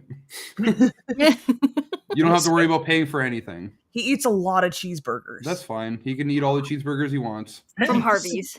And that's on film. Do you have McDonald's? How close to your house is the nearest McDonald's? Literally 3 minutes. Okay. Yep. We could all almost be to this McDonald's, all of us at the same time, if we all left at the same time. Yes. All right. What else you got for us? All right. $1 million, but whenever you walk up a staircase, you have to hug a stranger for 30 seconds. No. It depends because some of the places, like, there's strangers living in the staircase. Like when we go to the airport, you're a stranger. when we go to LAX and we park in the parking garage, and Crystal doesn't take the elevators, so we have to go up and down the staircase. There's people in there, and it always smells like pee. You can see it like in the corners because apparently even like it doesn't matter if you're homeless or not, like we all know to pee like where the walls meet. Yes. You guys will just pee in the middle of the room. But it is bad. It is bad. I take the stairs constantly because I don't do elevators. So there's no way. I'm not a hugger, and I certainly don't want to hug a stranger. Yeah, but here's the deal. You would be done taking staircases, right? Would you be forced to go back to the elevators? If we're choosing between taking an elevator or hugging a stranger, I would take an elevator. But I would just not take the $1 million because I don't want to hug a stranger or take an elevator. I'd rather take the stairs. Oh, I don't know. What do you think, Steve? Dan, I live in a 2-story house. I'd have to be hugging people 6 times a day at least. But like at least one of them will be hot. Like that'll be nice, right? Oh my gosh. Like Morgana might show up and you'd be like, oh. Yeah, but 5 of them won't be. Yeah, right. 5 of them are sweaty basement dwellers. I love hugs, not drugs. So I'm all about it. I love hugging people. You're always like, oh, come here, and side hugging and shit. Am I? Side hugging. Yeah, like when we go places, like we're at a party or something, he's always like putting his arm around people and like, oh, I love you. That's because I'm a like a reach around. Which we found out in the group chat the other day has many meanings like the F word, right? Yes. Almost anything. And it's not what you thought it was. No, it's not what I thought it was. All Jess kept saying was, I can't believe this is what's happening. This is the weirdest conversation ever. Sometimes random things come up in conversation and then Dan's just like, what's that mean? And you're just like, how do you not know what that means? I was around. Like I've been around. Like the squeeze box. Oh my god. I still right. And these are legit. These are legit too. But like I don't know, like I was around, like I was at the same place as everybody else was. How do I not know this stuff? I don't know. I wasn't like hooked to chains in a room. I wasn't in a cult. I wasn't in some weird thing. Like I still was hanging out in public. You have friends. Yeah, well, I just don't know if none of them were giving you a reach around. Apparently, sitting... What kind of friends do you have? Kevin says again, "You're not touching me, Dan." Well, maybe if we're going up the steps until we become friends. It's strangers, right? Strangers. So I'd have to be friends with people. Oh, I cannot. The idea of hugging a stranger just. You don't know. The hugging the stranger isn't the part that like really, really bothers me. It's how often it would be done because I have stairs in my house. Like, right. I don't. Well, we do too. See, I'd come home from the store and someone would be there to hug me. Like, I don't know you, fool, but bring it in. That's not a staircase, though. Those are just stairs. Yeah. Does a set of 5 or 3 steps to get into your house count as a staircase? No, a staircase is like, and I have like a one flight going upstairs. Get you to a second floor. Yeah. That's what I would think. I mean, technically, we're on a higher floor than the ground that we were on. We're like 3 feet off the ground. So then I would just get like a little side hug. Yeah. Yeah. Like my dogs live on the second. Well, the dog's room is on the second floor, so I'm up and down all day. Damn, they'd have to hug people too. No. Oh, okay. What else you got? Next one? What else you got? $1 million, but at every family gathering, you have to watch your least favorite movie in its entirety. What's your least favorite movie? American Pie. Really? I don't know. I've never seen it. I watched like 15 minutes of it and shut it off, and I was like, I'm not watching so much hype when that movie came out. That movie was funny. I love that movie. I made it 15 minutes in. I don't know what. I mean, that's whenever anybody asks me that, that's always you got to get past that part, and then it's really funny. Maybe. I know you're getting tripped up on that part. The apple on the pie. Yeah. I didn't like tripped that. You up on Game of Thrones. You couldn't get past the first episode. I couldn't get past. Yeah, I couldn't get past the first episode of Game of Thrones either. I don't know what my least favorite movie, like actual least favorite movie that I've watched all the way through. Oh, we've talked about it before. You hated something that I was like, really that? What was it? It was American Pie. Probably was American Pie. It was. But it can't be if you haven't seen it in its entirety. You can't. Yes, it can. Favorite. No. Crystal, do you have a least favorite movie? Off the top of my head, I'm thinking of things like the Hot Rod. Like the Fast and the Furious. Oh, you hate Hot Rod? Wait, Hot Rod? The Ricky Bobby one. Oh, Ricky Bobby, Talladega Nights. Talladega Nights. I love that. I do like that movie. Where's your last? I don't know why. I just can't get on board with that humor. It's not. Wow, what did I dislike? Because there's a lot of things that I'm just like, this is the worst. You're mad every time a movie finishes. I swear to you guys, every time we finish a movie, he's like, that was stupid and it shouldn't end so open-endedly and it should have had this and why would they do this? Like, he is the world's worst movie critic. You would have to watch Forrest Gump. I don't mind that movie except for like it just was trash. It was just Forrest Gump. I don't think I've seen Forrest Gump in like 25 years. We literally watched it today. Real quick, $1 million, but at every family gathering, you had to watch your least favorite movie in its entirety. Okay, I will say this: we just watched The Tinder Swindler on Netflix, oh my God. Which you criticized intensely. That was just so stupid.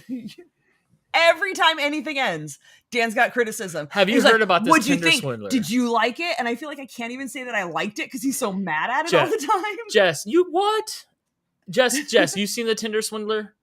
I haven't watched it yet. It's on my watch list. Is it? What about you, Steve? Do you know what that is? I'd seen it on Netflix, but I didn't watch it. It's a waste of time.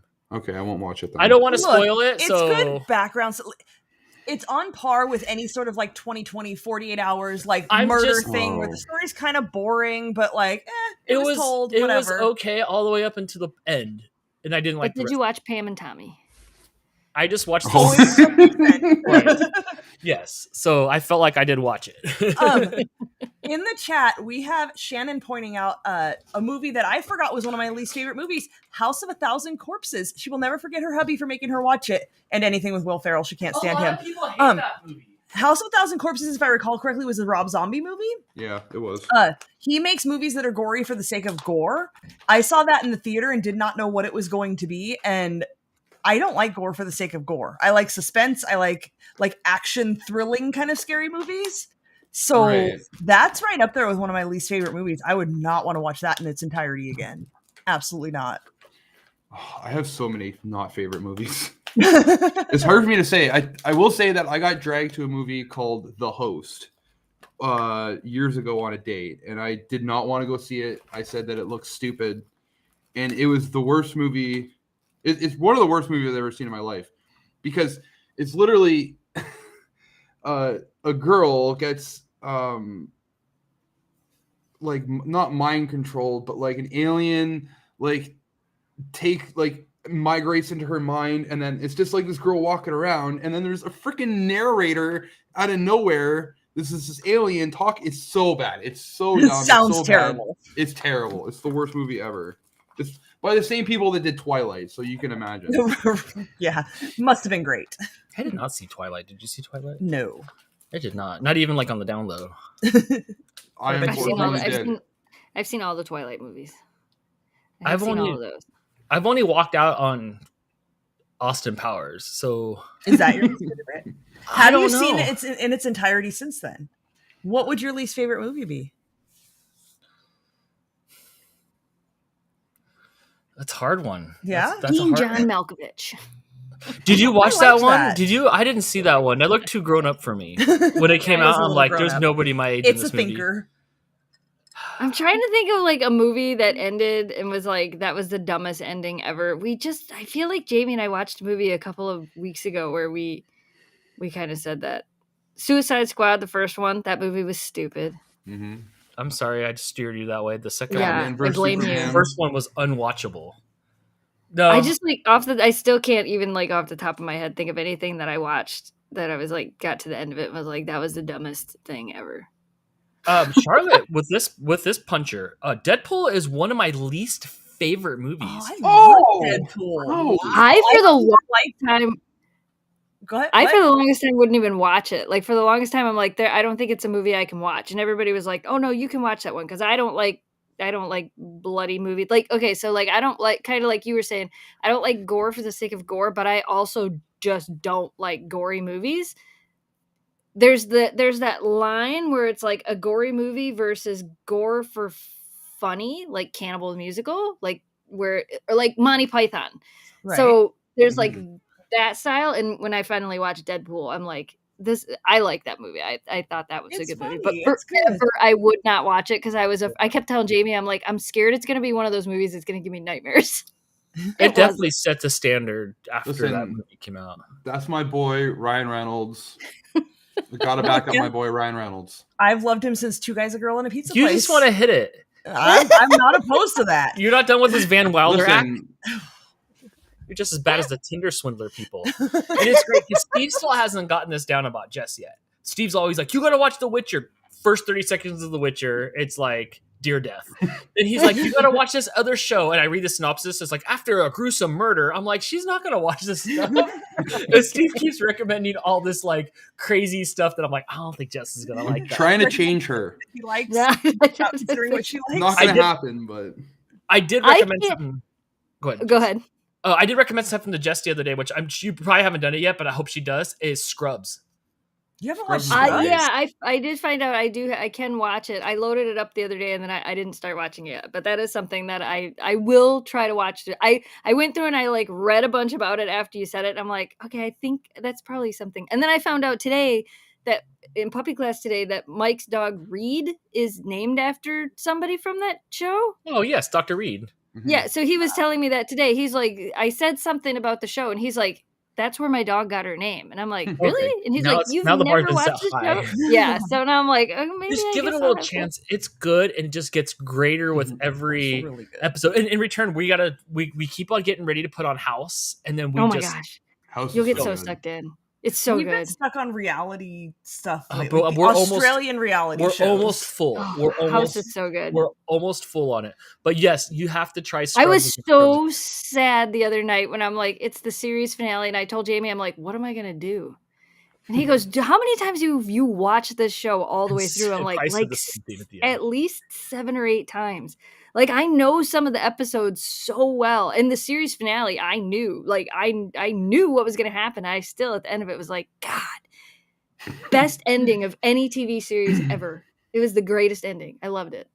It was one of those shows where they ended it right. Yeah, it's a good show. I'm excited for you in Scrubs. There's some good seasons in there. So good, really good. Scrubs seasons. is really good. Yeah, I'll have to watch that. I'll have to. All right, I'll have to. I got to finish taxes tomorrow, so maybe I'll start. Maybe I'll finally start tomorrow. What you got, Crystal? I got a super chat here from Amanda, and I need more information from her. She says, "Crystal, help! I don't have any more flour for the topping of the cinnamon roll cake. What do I do? Use sugar. Are we talking about the cinnamon part? I think it only took like 2 tablespoons or something, didn't it? The topping's the goo, the white stuff. No, that didn't have flour in it. Oh, Amanda, let me know which part we're talking about. If it's the cinnamon part, just leave it out. I'm sure it won't make a difference. I don't know. I don't know what you could substitute for it. Do you have a different type of flour? Right, because I have like backup flour that I could just pull out if I needed it. Like I have like whole wheat flour and cake flour and different. Yeah, I do too. I have all the flours for making dog treats. I have coconut flour and rice flour and oat flour and where does flour come from? Depends on which kind of flour it is. Like just like the Grain. like flour, grain. So like the wheat sticks that you see that would grow up in the air. Yes. Okay, and then you can like refine it down to millet. Yeah. Flour. Okay. All right. Apparently, the substitutes for flour are different kinds of flour. Amanda, I suggest you go knock on a neighbor's door. I send Chris to the store. I think it's only if she's talking about the. If it's the topping, it's only like 2 tablespoons. Yeah, I think it's minimal. Melissa's suggesting cornstarch. That I think is going to thicken That'll it. That'll make it buoyant. Or like thick. Send Captain Punchline to the store and have him get you some save the day. Or to like you guys have lived there a while. You've got to have a neighbor you can borrow from, right? You know how many times I hop in the car and save Crystal's day? At least they've all seen it. At least 3 times. It's been on stream. At least 3 times. Yeah, at least 3 times. At least 3 Chris, times we have a mission if you choose to accept it. This message will self-destruct in 3. It'll be worth it. It'll be worth it. Trust me. Yes. Yeah, how good is that cinnamon roll cookie? Oh my god. Yeah, too good. Like ridiculous, right? To the point where Crystal said I ate it all. Okay, you guys saw last night we cut like the tiniest little square out of it to taste. Dan ate across the pan. I had the monkey. Like, Amy almost did too. We did not finish the stream until like 8, right? 8ish. And then we cleaned up, and I don't know at what point you went over there. I didn't even see it. I was making. Okay, so I was making popcorn, and while I was making popcorn, I ate it all, and then I ate all the popcorn. And by the way, I'm out of popcorn. How are you out of popcorn? You have like 10 pounds of popcorn. I popped it all, which is the most satisfying thing ever. It's like just smacking off the top of the lid. I'm like, this is amazing. It's you like make rain. so much popcorn. We have a pan that no matter how much you scrub it, always smells like I popcorn. thought you were going to say I poop cornflakes. That too. That too. Amanda says yes, the cinnamon part. Yeah, I would say if you can't find a neighbor to borrow a couple tablespoons from, there's no alternative. That's like a raw ingredient. Yeah, just leave it out. It's like on the periodic table. Any other flour?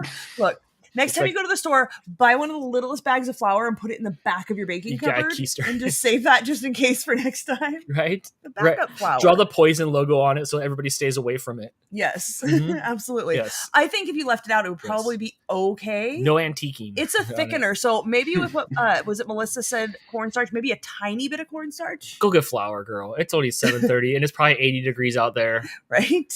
Get some corn flour. Yeah. Okay. I think that one was kind of a wash because we couldn't all decide on our least favorite movie. I don't remember. I don't remember what my least favorite movie was. Sorry. Okay, on to the next one. All right, let's go. $1 million, but anytime you change time zones, you must go to the nearest major road, hitchhike, and go wherever the driver takes you. But what if you're I feel like you would be all about this. Are you any of you close to a time zone? We are when we go to the UP. That's right, because you have the green state. You're on Central Time. That's right. Yeah. You have Wisconsin. I'm on Eastern Time, but in the UP, when you go towards Ironwood, we cross into Central Time. Okay, so then what do you have to do? You must go to the nearest major road, hitchhike, and go wherever the driver takes you. I mean, there's not very many major roads up there. You gotta find the nearest one. I'm sure at that point he's probably taking you back to the same campsite y'all are staying at. Right.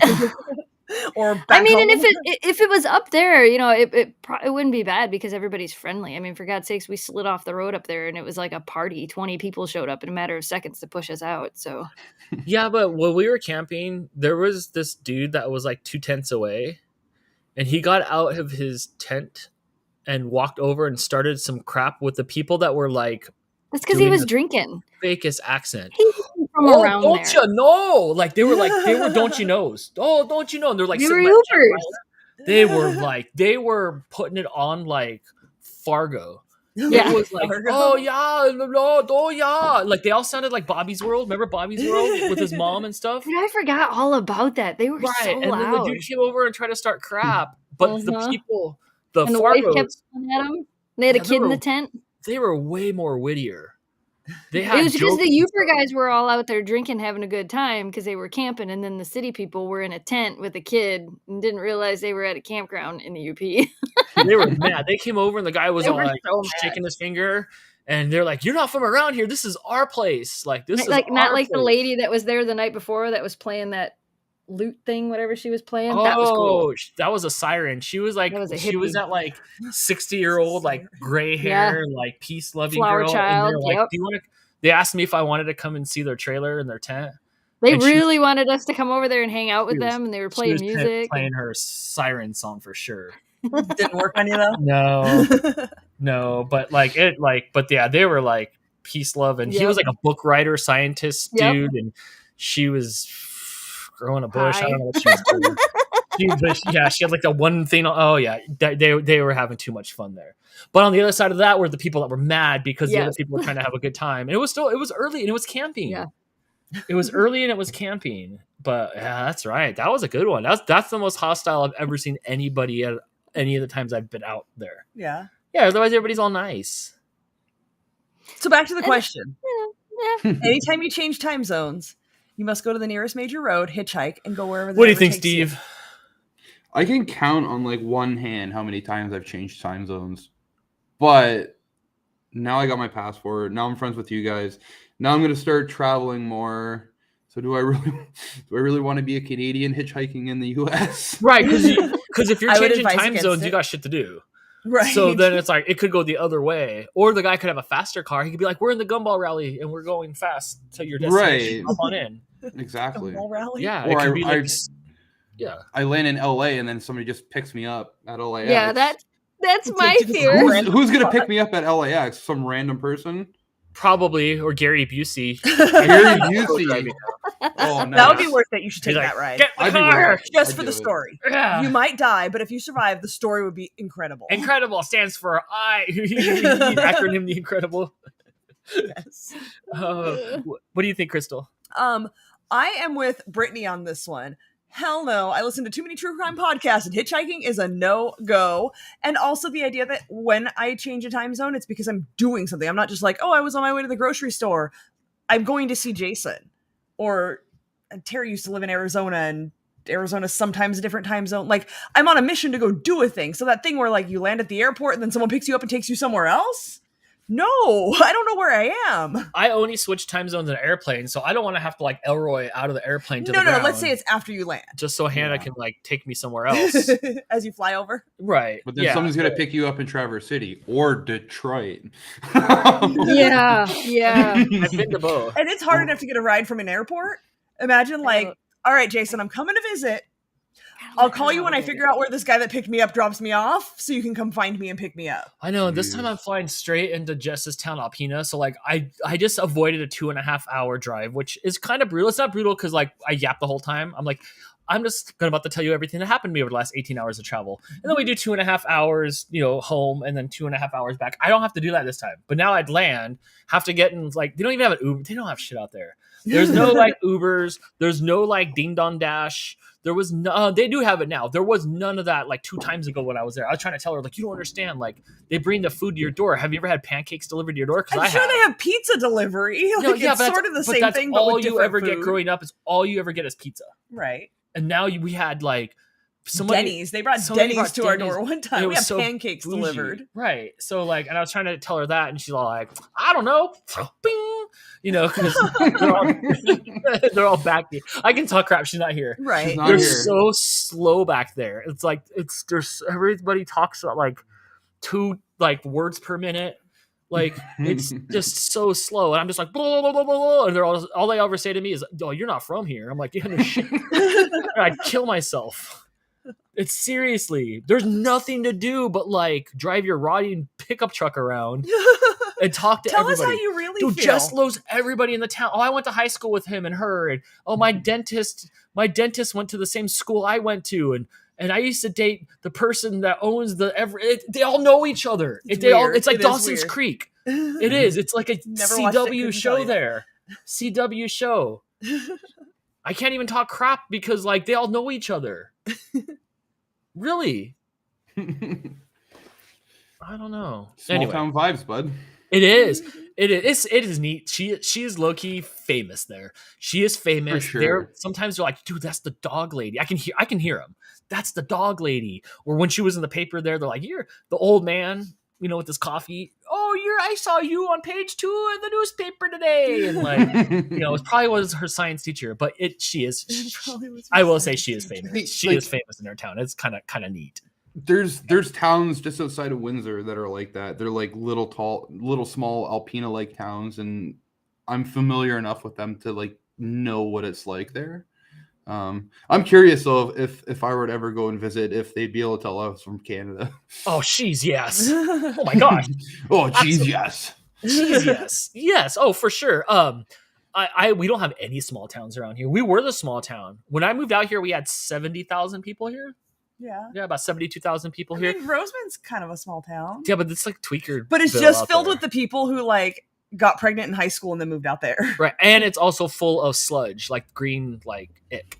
Yes. I know multiple people who have grown cancerous or non-cancerous lumps and lived in Roseman. When we moved out to the Antelope Valley here, that's what we call the whole encompassing area. We tried to buy property on one of the mountains you can see up there. We drive up there every week, and it looked down over these barrels. And I was 8 years old. 8 years Brad old. lives in Wallaceburg. Yeah, I know exactly where it is. Brad lives in Wallaceburg, Ontario. It's like an hour and a half for me. It's like it's on the other side of Chatham. It's like there was these barrels of green goo, and like that was the, and they're like, no, we're not gonna live there. No, it's not healthy. That's not too far from you, the Wallaceburg, Steve. It's an hour and a half. It's on the other side of Chatham, which doesn't mean anything to you, but nope. Like I said, it's like an hour and a half from here. Is it more towards that Everything way? Is north. Everything is north. That's right, because you're kind of like down in that little brick. I'm like right on the tip. Right. Which you can see in the airplane when you fly into Detroit. Because I swear the airplane scoops around this little river. They do. Then it comes. It's not a little river. It's a very big river. It looked from up in the sky. Yeah, it looks like a little river. I was pinching its head. It was like this big. It was like ATC will route traffic over Windsor because we have an airport here, but like we don't get a lot of traffic here. I remember when we were talking about Novi before it happened and before the land borders were opened. I was like, okay, well, the land border is closed, but maybe I could take a plane, and then I'll take a plane from Windsor's airport to Detroit. And then I looked into it, and it was like $1,000. Really? Because everybody was doing it. Huh? It's literally like 5 miles. I'm like, why? But nobody flies in and out of Windsor. Dude, you could have done skydiving lessons and just been like, as soon as you did enough lessons for cheaper that you went by yourself, you're like, fuck it. And you could come just like shooting down, just like that Tyson fight where that guy flew down into the arena. You could just come flying on down. I would have caught you. Yeah? That's it. This is it right here. Don't let Dan catch you. I could have done it. But you guys don't have free healthcare, so I don't know. Right? You'd have to bring me back over here so I could go to the hospital. Shit, it don't matter. It don't matter. Our healthcare is, I'd pay for it. Can we afford that? No? Not in the budget. No. Local man-child catches Canuck from Sky, News at 11. Start a GoFundMe. GoFundMe. Dude, those pay off. In the chat, Christine says, I can't tell Steve's from Canada, but I'm from upstate New York. We get Canadians here. Meanwhile, Melissa says, how could you not? Wait, hold on. It's not that strong. I've heard other Canadians. Melissa says, right there, Steve, a boot. That gives you away that you're Canadian. Out of a scale of 1 to 10, dude, you're like an 8. Yeah. You're like an 8 on the Canada. No, I'm not, though. I'm not. I'm telling you right this. now, it's not that strong. You listen to people from Northern Ontario. I was going to say, from further north. Yeah. Yeah, you go an hour north of Toronto, and it's just thick. But those are like French Canadians, and that's not real. They're not real? That's not a real accent. They're almost speaking a different language. Yeah, the only person that catches a break is Marc-Andre Fleury. But like Christine, like she's from New York, so she's like Staten Island and talking like that and stuff like that. That's a lot different. Only one no, she's from New York State, not from New York City. Upstate New York. Yeah. They don't talk about that up there in Buffalo.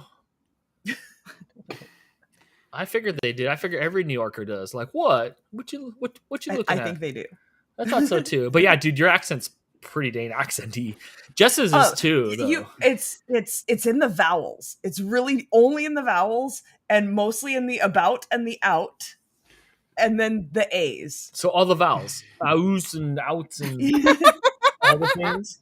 I said it's mostly the vowels, but about, out, and the A's. Give it away for me. I'd hate Americans. Yeah, if I was Canadian. It is. She's right. It's the vowels. We're such assholes. PJ with the super chat says, "My mom was born in." How did you say the city name?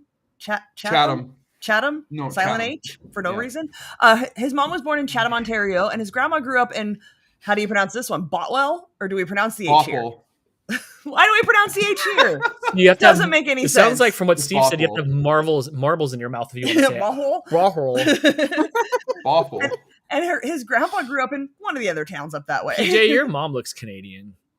She just has that. Is that an insult? She looks like 20% Avril. She's got like 20% Avril in her. So yeah, I can see it. Megan says, when I'm mad, I talk. Guys, keep super chatting Canadian cities. A thick Kentucky accent. Yeah, you have a pretty thick Kentucky accent in your vlogs. Yeah, you sound super Kentucky, like even when you're not mad. If I watch your vlogs on 2 times speed, then it sounds like a Californian. Almost. We're not winning any points with anybody. PJ says his mom does love Avril Lavigne. Right? Well, I mean, she has to. That's the maple syrup of music in Canada. Drea says she can relate to Steve about accents. No one can tell she's Mexican until she says taco or chorizo. We heard her say him on the chat. That's too, huh? Remember That's right. She was saying taco? Yes, that's right. She doesn't say it like white people. Hannah said we missed her super chat. Yes, I have it on the screen. I was waiting for this conversation to wrap up. Hannah with the super chat apologizing for ruining my pot, the one that smells like popcorn. But you have to admit, it's the superior way to eat popcorn. How do I get that smell out of the popcorn pot? Wash it right after you make popcorn. Thank you. Well, no, because I'm eating the popcorn. It's on a time. It's on a time. So crunch. when you finish your popcorn, go wash full. the pot. Don't leave it there until the next time you make popcorn. But when I'm finished, I'm full. Like, and you can't wash it? Popcorn is not that once filling. I pop, I can't stop. Like I'm shut up. I'm popcorned. Thank you for the super chat, Anna. I do like the popcorn. I eat a lot of it. Is it good for me? I don't know. It's not terribly bad. But you don't put anything on it, so it's not bad. Hit me another question. Okay, we ready? Before Jess falls asleep up there. $1 million, but every time you have to do your laundry, your hands shrink to the size of a baby's. That would make doing laundry so difficult. Your hands are halfway to the size of a baby's anyway. I don't do the laundry. Fair enough. How long do I have this? Anytime you're doing your laundry, while you are doing your laundry, because like while you're taking it out of the laundry basket into the washing machine, from the washing machine into the dryer, and then out of the dryer while you're trying to like lay it out or fold it or put hangers. But on by it. the time I get back to real life, my hands are back to normal. Yes, it just makes doing laundry difficult. What if the washing machine's going? Am I still like baby hands? Because I don't want to be stuck in slow motion with like. You're no longer doing it; it's doing itself at that point. Okay, so baby hands are not that bad. They're not. Little hands not that bad. They make everything look bigger. Hands. Everything looks big. Look at how big. Look at how big this GoPro is. It's huge. And that's bigger than my 8. That's bigger than my 7. It's huge. I could be a hand model. Look at how giant this phone is. It's gigantic. It's a wrong industry for that. that is the wrong thing that you're going to be modeling. Your phone fits in your. I don't even think. Wait. I think no, not even close. Is that an XL? Mine? Yeah. Yeah. Why would you do that to yourself? Because I'm old and I can't read the stuff on my phone. Okay, that's fair. And much like when she plays basketball, she has to use 2 hands when she's on her phone like it's a tablet. Does it ever, you wouldn't know a difference, but is it like, is holding onto a steering wheel like funky or not? You don't. I don't know. Steering wheel. I don't think the size of your hands makes a difference when you're holding onto a steering wheel. The only time that I could see it sucking is like when you're like eating snacks and you're like, that is not enough. She's grabbing half as many snacks as you are every time. Yeah, pretty much. Yeah. Yeah. Tristan says my boyfriend does the laundry, so yup. I do a lot of the laundry here. You do? That's about 50-50. Yeah. But yeah, why not? I think that would be a lot of fun for me. The little baby hands. I'd be like, oh, and I'd put my finger in the baby hand and it would close up. You know, like the little babies do. I'm like, oh. I would find it terribly annoying because I'm the type to like grab everything and throw it in. You would at first. I guess you don't use your hands. You like use your arms to grab it. But nah, that's all shrink. It's all because it's still got to. Your arms are shrinking now. It's got to taper down. I'm picturing like Deadpool. Remember when he had little baby hands? Yeah, but there's no way he was picking up laundry. You could. You just have to do it one at a time. I would be like, could you do laundry with your right hand and come over here? Stop it. What about you, Steve? I do laundry like once a month, so I could probably get away with it. You must either have a lot of underwear or you're always wearing dirty underwear. No, I have a lot of underwear. Okay.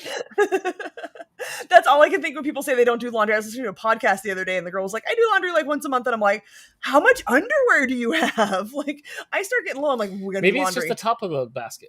Like you? Yeah, it's just the top. You just skim off the... Just rotate that same load constantly? I'll go through 2 pair of underwear a week. We know. It's easy. You don't have to like, it's just... Look, him and Blake both, we do laundry and I'm like, did you guys wear 2 outfits all week? What did you do? I do. Like, I've got a week's worth of clothes in there, plus what I wore to work and then I come home and change because I don't want to wear work clothes at home.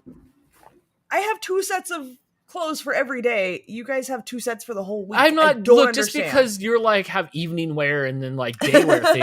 I'm good to go. I have my shorts. I know where my bits have been.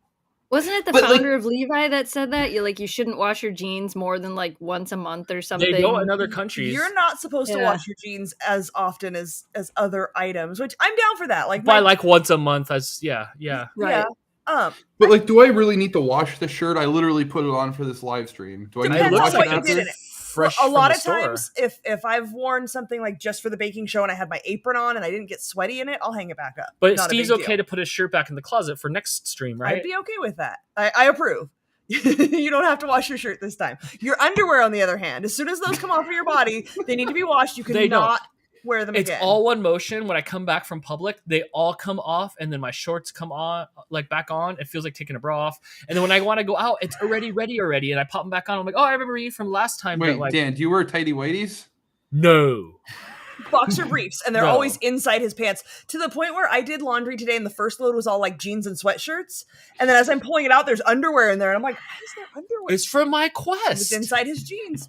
It's from my adventures. Why'd you even wash them? Because not your underwear, your pants.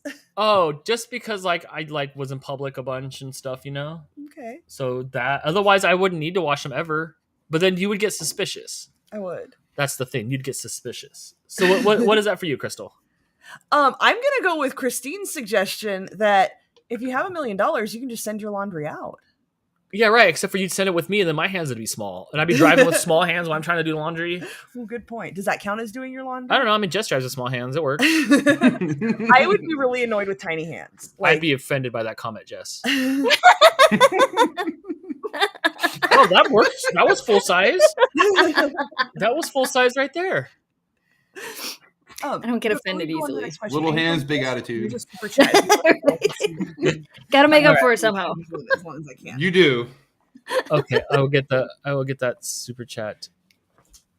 Super chat from Cyber Husky. Hi, Cyber Husky. My dad has family in Listow, Ontario. Listow. Jess, do you want to take a shot at that? No. Really? No. Listowell. Like you need dashes in between, like around the O's. That is crazy because I guess a lot of you are closer to the border, so I guess you could have family members in other. Oh yeah, all the time. Oh shit, my family's from Mexico. What am I talking about? I'm pretty sure I'm only 2 generations removed from the run to the border campaign. My aunt's American. Yeah, from where? Detroit. Oh. Hey. Did I do that out loud? I'm sorry. I didn't mean that. Crystal, what's this word say here? Listol? I don't know. How close was I? What did you say was? Listol? I thought it was list towel. I mean, the word towel is in there. I'll give you that. How do you say it, Steve? Listowell. Like Listerine. Okay. I can see that. That makes sense. Yeah, that makes sense. All right. How do I get off of there? Bam. Thank you so much for the super chat. And we'll go on to the next question here. I think here they are. I don't know which. Oh, yes, because we did those. I think. No, we did not do that. Okay. This one. Okay. We're coming up on 8:00, and I know it's much later for our friends than it is for us. Oh, that's right. So. All right. All right. I'm good. My dogs are already out. I don't even know where the puppy went. Oh, she's out. They're out. Your out is almost Canadian. She does have quite. They're like neighbors to the north. Everybody in the town does. It's kind of charming because it's so much different. It's not prick talk like out here. Like you never hear any slang or any like the talks. I'm trying to get out of this without saying without being insulting. I won't be offended. Oh, it's not you. All right, go to the next question. Okay. Get me out of this. All right, this kind of piggybacks on our last question about keys. $1 million, but each time you order something online, your keys teleport to a different location in your house. Oh, God. I'm good with that. I don't care. Because you don't know where they are anyway. Yeah, I don't know where they are You're anyway. looking for them anyway. Yeah. I've been trying to curb my online spending. Yeah, me too. I have. I've done pretty good this year. I've been spending a lot of money on board games, but there's been an Escobar put on it. An Escobar? Embargo? Yes, an embargo. Escobar is different. Is it? Yeah, there's been an embargo on game purchases. You can't buy all the games right when you decide, like, I'm going to start playing board games, and then just go out and buy all the board games. Then there's nothing to look forward to. Then you don't know, like, what am I going to play? I've got like 15 new games. Dan is one of those like all or nothing people. He gets into something and he wants to spend like hundreds and hundreds of dollars on it. 3 months later, he's on to the next thing. So you cannot go buy all the board games. It feels good. Well, yeah, we kind of did the same thing. I have so many board games, and then every time I see a new Kickstarter game, I'm a sucker and I buy it, which I actually just invested in 2 more Kickstarter games. But one that like just came, everybody showed up for game night last week, and then they all left, and I went, oh, we forgot to play the new game. See, I need the new game. The problem is I just learned that Kickstarter is where it's at. Like when you've taken the deep dive into board games. Oh, Kickstarter's the best. It's all about the There's so many good games on there. I bought Doomlings on there. That's the game I wanted to play, but I forgot that I baught it. So we played Catan instead. And that's the other thing. You'll find the game that's your favorite, and then every time somebody's like, "Which game do we play?" Every time Catan. Every time. If they let me pick, like if it's game night and everybody comes over and nobody has a choice, it's Catan. We've been playing the heck out of Splendor. Yeah, that one's fun. We've been playing that one, the one that Cyber Husky sent us. We've been playing that one like almost every night. We play Catan. Here to Slay was the other one that we've been playing a lot. Oh, did you get that? Yeah, Here to Slay. Yeah, that's a really fun game. Yeah, there's a couple. The problem is like I'm just trying to collect every mechanic so that I can play like what mechanic I want to play, and it's been bad. Like I sent a picture of me at bar. I should have bought and asked for forgiveness later. You've done that enough times, right? I'm good at it. So I was good and I didn't. It was easier to ask for forgiveness. I didn't pick the game. It's not in the budget to spend like $40 to $50 every week on a board game. It's not. But then we get to hang out. we've got a whole stack of board games. It's fun until Crystal figures out how the game works, and then she kicks my butt. Well, I did win last night. You did. I did win one last night. What? Yes. Okay. All right. Okay. So what was the question? Every time you order something online, your keys teleport to a different location in your house. I would go with a hard no because, again, I hate not knowing where my keys are. And especially since pandemic and stuff, I've really switched to ordering like everything online. Like I needed a face lotion today and I just placed an Amazon order. It'll be here tomorrow. That's first world. Like I could go to the Walgreens right up the street and have it now, or I can just order it on Amazon and it'll be at my door tomorrow. So no, absolutely not. I order everything online. I always say yeah because I don't care about my keys because I don't really go that I don't leave the house too much anyway. But like the toilet bowl is a location in your house. It is.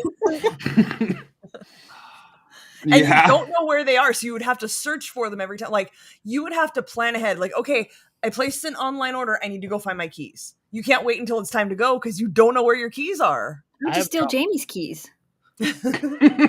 I've dropped my all phone the keys to the vehicle have to go. I've dropped stuff in the toilet. What kind of stuff? Like my phone. Your new phone? No, it was maybe the phone before last because everybody knows that I'm a sits pisser, and so and then I'm like Pitzler. Yes, I'm gonna try it out. So I'm standing there and I'm like, woo, and then like you don't have to put your hands behind your head for that. So you go there, you go shook, and then you pull your bits out, and then like mine's on autopilot. Like I know there's TikToks where it's like, oh, how do you hold your thing? Like, do you hold it like a cigarette or like a joint? And I'm like, no, my band holds it for me. I'm a grower. And so I'm like, oh, like what's in the news today? So you pull out your phone and you just listen for the audio. Hold on. What holds it? Like the band of my like clothes, like my underwear band or my pants band. It just holds it. And you don't wash your jeans but once a month? Well, no, look, have you not seen how a dam works? Like it's not hitting Have you not seen what happens when you turn a hose off? It doesn't just like cut off. It like no, right? Like it trails off. And like if you have it over your foot, for example, and you turn the hose off, your shoe's getting wet. You kind of do this little wiggle thing at the end, but like I need to know what's going on with current like events. This. Right. Well, I'm not. Yeah, that's the roller coaster. So like I like pull out my phone to see what's going on in the news, to see what the headlines are. Let's see what Yeezy's up to today. And then like you just listen for the audio so you can tell when you're hitting the beach or not and stuff like that. And then one time I was like and then like it like slipped through. This is before we had pop sockets. It was like whoa, whoa, whoa, whoa, whoa, and it was stonk. And then, but by the time you turn off the hose, you're like, shoot, what did I do? So you're telling me you've peed on your phone? Yeah, what does Jess call it? Pee? I had to check my pee mail. Yeah. Yeah, so like, And then at some point, Crystal probably used your phone. In general, no, but it is possible. I was like, oh, that's going to be a story for like 48 months from now. and then like, I don't know what I did. I probably like, it's still good. And then like, I probably put it back in my pocket. Christine wants to know how long it takes you to pee that you were checking your phone. Like 45, enough that I can get a hit of refresh on there, get a couple hearts on something, maybe drop a comma or two. Hey, you'll be surprised. I bet you, Christine, there's at least a time that I've commented on one of your posts while I was sits pissing, You never know. It could have been that time. Boop, boop, boop, boop, boop. Have you guys dropped your phone in the toilet? Hannah I never has. have. I have. Sweet. You have? While you were peeing? I have not. Tristan Not while I says, was oh my peeing. Lord. Tristan, come on. You never used the shiwi and like maybe dropped your phone in the toilet while you're using the shiwi? Oh my God. Still something that I think one of you two should do. Who was I convincing? Was I trying to convince you or was I trying to convince you? Probably both. No, Terry. It was Terry. Yes. I was trying to convince Terry that she should get one and I want to see it. I want to see it in action. I do. I want to see it in action. So anyway, I'm yes for that $1 million. I don't. I'm yes for that $1 million. Yeah. Mm-hmm. I'm yes for that. I'm a no. What did Steve say? Steve. Oh, no. No, not doing that. I order too much stuff online, and I have an attic. I have a fruit cellar. My house is really big. A what? What? A fruit cellar. the fuck is a fruit cellar? Is that where you're hiding Chiquita? They don't have they don't have fruit. They don't have cellars. You have somebody in your house selling you fruit? Like you just go out there and get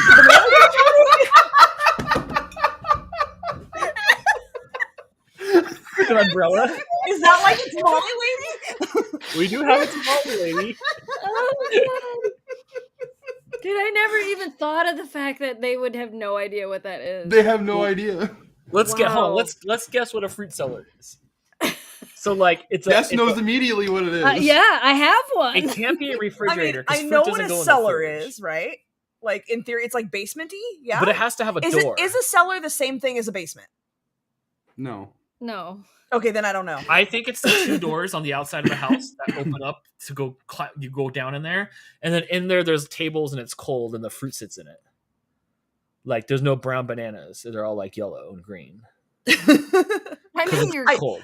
I'm baffled because I never knew there was a difference between a cellar and a basement. I don't. What is the difference? I couldn't even imagine what a cellar is. Is a basement like it can be furnished and you can hang out in there, and a cellar is just for storage? You tie people up in the basement. Correct. You put food in the cellar. Got it. Okay. And you put your food under your house? It's cold storage. It's cold storage for free. You don't have to pay. Yeah, I don't know nothing about that. That's weird. Because it's not heated. Anything. That's how they used to keep like. There's underground cellars at farms out here, even like that. That's how you can keep things cold because once it's under the ground, it stays a certain temperature. It's like but your basement would be heated, like you would go in there and hang out. So it's like a lazy basement. My basement is heated, but we have a room in our basement with a door that's our cellar, and it's closed off from the rest of the basement. And it's for cold food. It's for you didn't show me that. Is there food in there? Yeah, we have canned food in there. You know, down in the basement, you never see this on video. There is some sort of weird door. Like you walk down the steps, and if you made a U-turn, there's this weird door, and there's like stuff behind there, like unmentionables. Apparently, it's canned food. Do you rotate it out? It's like the gate, or is that like your emergency surplus? Oh no, we use the stuff that's in there. Yeah, we rotate it out. Like, hey, we're having green beans for dinner. Hey, Jamie, go down and get the green beans out of the cellar. There was stuff in there, but I'm not at liberty to say what it was. Not that kind of room. But it was like there was like cans of stuff in there, but I don't know what it was. I think I was too afraid to ask. Yeah, there's all kinds of stuff in there. Huh. It's behind this door. Everyone in the chat calls it something different. It's unconventional. The root cellar, cold room. Yeah, I've heard it called a root cellar before. PJ with the super chat says a fruit cellar is where Norman Bates hid his mom. So that's what I'm thinking. So that's where you mummify the bodies then. That's what you're telling me. Well, it's cold, so they don't rot as fast. They don't smell as bad. I feel a little ripped off on our house. How like there's nothing but like Mars, Earth underneath. We're 3 feet off the ground and it's cold right now. Do you want to try putting some fruit out there and see what happens? I've got some grapes and a banana. No, there's a dead bird in the house. Well, it's not going to eat your fruit. You're good. Yeah, that's strange. I love it though. That is so cool. Like that's one thing I always talk about. Like, dang, like people back east have a free house. It's so weird that there's things that are like part of your daily life that have never even occurred to me. Like, like a fruit cellar, or that you put warming stuff up your car to keep right. I was 2 minutes late on Friday. I told you, 2 minutes. It was cold. There was ice on the window, you guys. I just. Hannah says, "Do you want ants? That's how you get ants, Crystal." That's why we have this thing called remote start. Yeah. Dan has that. I don't have that because it's not glorious. really a necessity. But you know what else we don't have? Rusted out bottoms of our cars. So it balances out. That is weird. But the window seals, the rubber seal around the window, dries out and cracks away. So again, balances all our out. seals are pretty dang cracked. Yes. It is. Somebody in the comment mentioned a Michigan basement. Do you know what a Michigan basement is, Steve? You probably have them there. In Michigan, we call them Michigan basements. Well, they're probably talking about Dutch basements, where it's like the house is built without a basement, and then you dig out below the house and add a basement after. Michigan basements are what we refer to as a Michigan basement. It's not high enough to walk. Like even for me, wouldn't be high enough for me to really walk around in. So, but it's not a crawl space. So it's more than crawl space, but. Sometimes they have dirt floors, but most of the time, it's where you keep the dead bodies. It pretty much, yeah. What's it for real? What's it for reals for? They just, instead of doing a crawl space depending on the ground, like they just made the basement a little bit taller, but they didn't go high enough up, or they didn't dig deep enough down. Sometimes it's because they'll hit rock when they're digging out the basements, so they won't go down any further. So you end up with, we call it a Michigan basement. It's bigger than a crawl space. Why do you have one? Is it for tornadoes? No. That's not why you have a basement? It's not for tornadoes? I mean, if there's a tornado, you're supposed to go in the basement. But then why do you have a basement for reals? I think it's just standard. I think it's because you can, but then because remember, the United States started on the East Coast and they worked their way out. And as Amanda points out, with the sand of the desert, basements aren't as popular because the sand wouldn't hold well. I thought it was just because the ground is not conducive to having a basement out here. It shifts more. Okay. And then, earthquakes. Yeah, earthquakes are a problem too. I'm sure there's a lot of times they were built for, they even just regular basements that don't have heat can make for good cold storage. Mm-hmm. Right. Yeah, it was so cool that we were able to put all the drinks out in the garage and they just stayed cold. My basement at the old house, at the first house we bought, it didn't have heat. We had no heat in that basement. Like when Greg lived down there, we had to put space heaters in the basement because there was no heat down there. So unlike the basement I have, like Jamie's in the basement right now, there's heat. We have heat in the basement here. At the old house, we didn't. We did not. The old house, we didn't spend time in the basement. Well, Greg lived down there, but we didn't spend time down there because there was no heat down there. So it wasn't set up. Okay. We didn't have like a living room or anything down there. He liked it. So John Wayne Gacy crawl space instead of a basement? Yeah. I guess it was a crawl space. Yes, I guess that was a crawl space. Okay. Yeah, I would. Bucket list. Can I start digging? I wouldn't advise it. It'd probably sinkhole, huh? Right, our house is on piers. Like you can't. No, you can't do that. Don't dig under our house. All right, fair enough. Fair enough. Well, that was fun. Yeah, that was fun. We only went through like half of them. Good. Then I don't have to find new ones for next time. We don't. We don't. Oh man, I don't. Okay, 2 hours and 10 minutes. You're not done hanging out with your friends. No, but we should probably wrap this up. What's going on with you next, Jess? What's your next thing? Is it time to say goodnight to the audience on a video? I actually didn't vlog today at all. Oh. I should have, but I didn't. Is it bedtime for you? Yeah, because the dog that's asleep underneath me is going to get up at did you know there's a 7 a.m? Unfortunately, yes, I do. I do, because that's when you start texting me, but it's on my coast time, not your coast. It's really interesting because she has, I've been trying to push her back.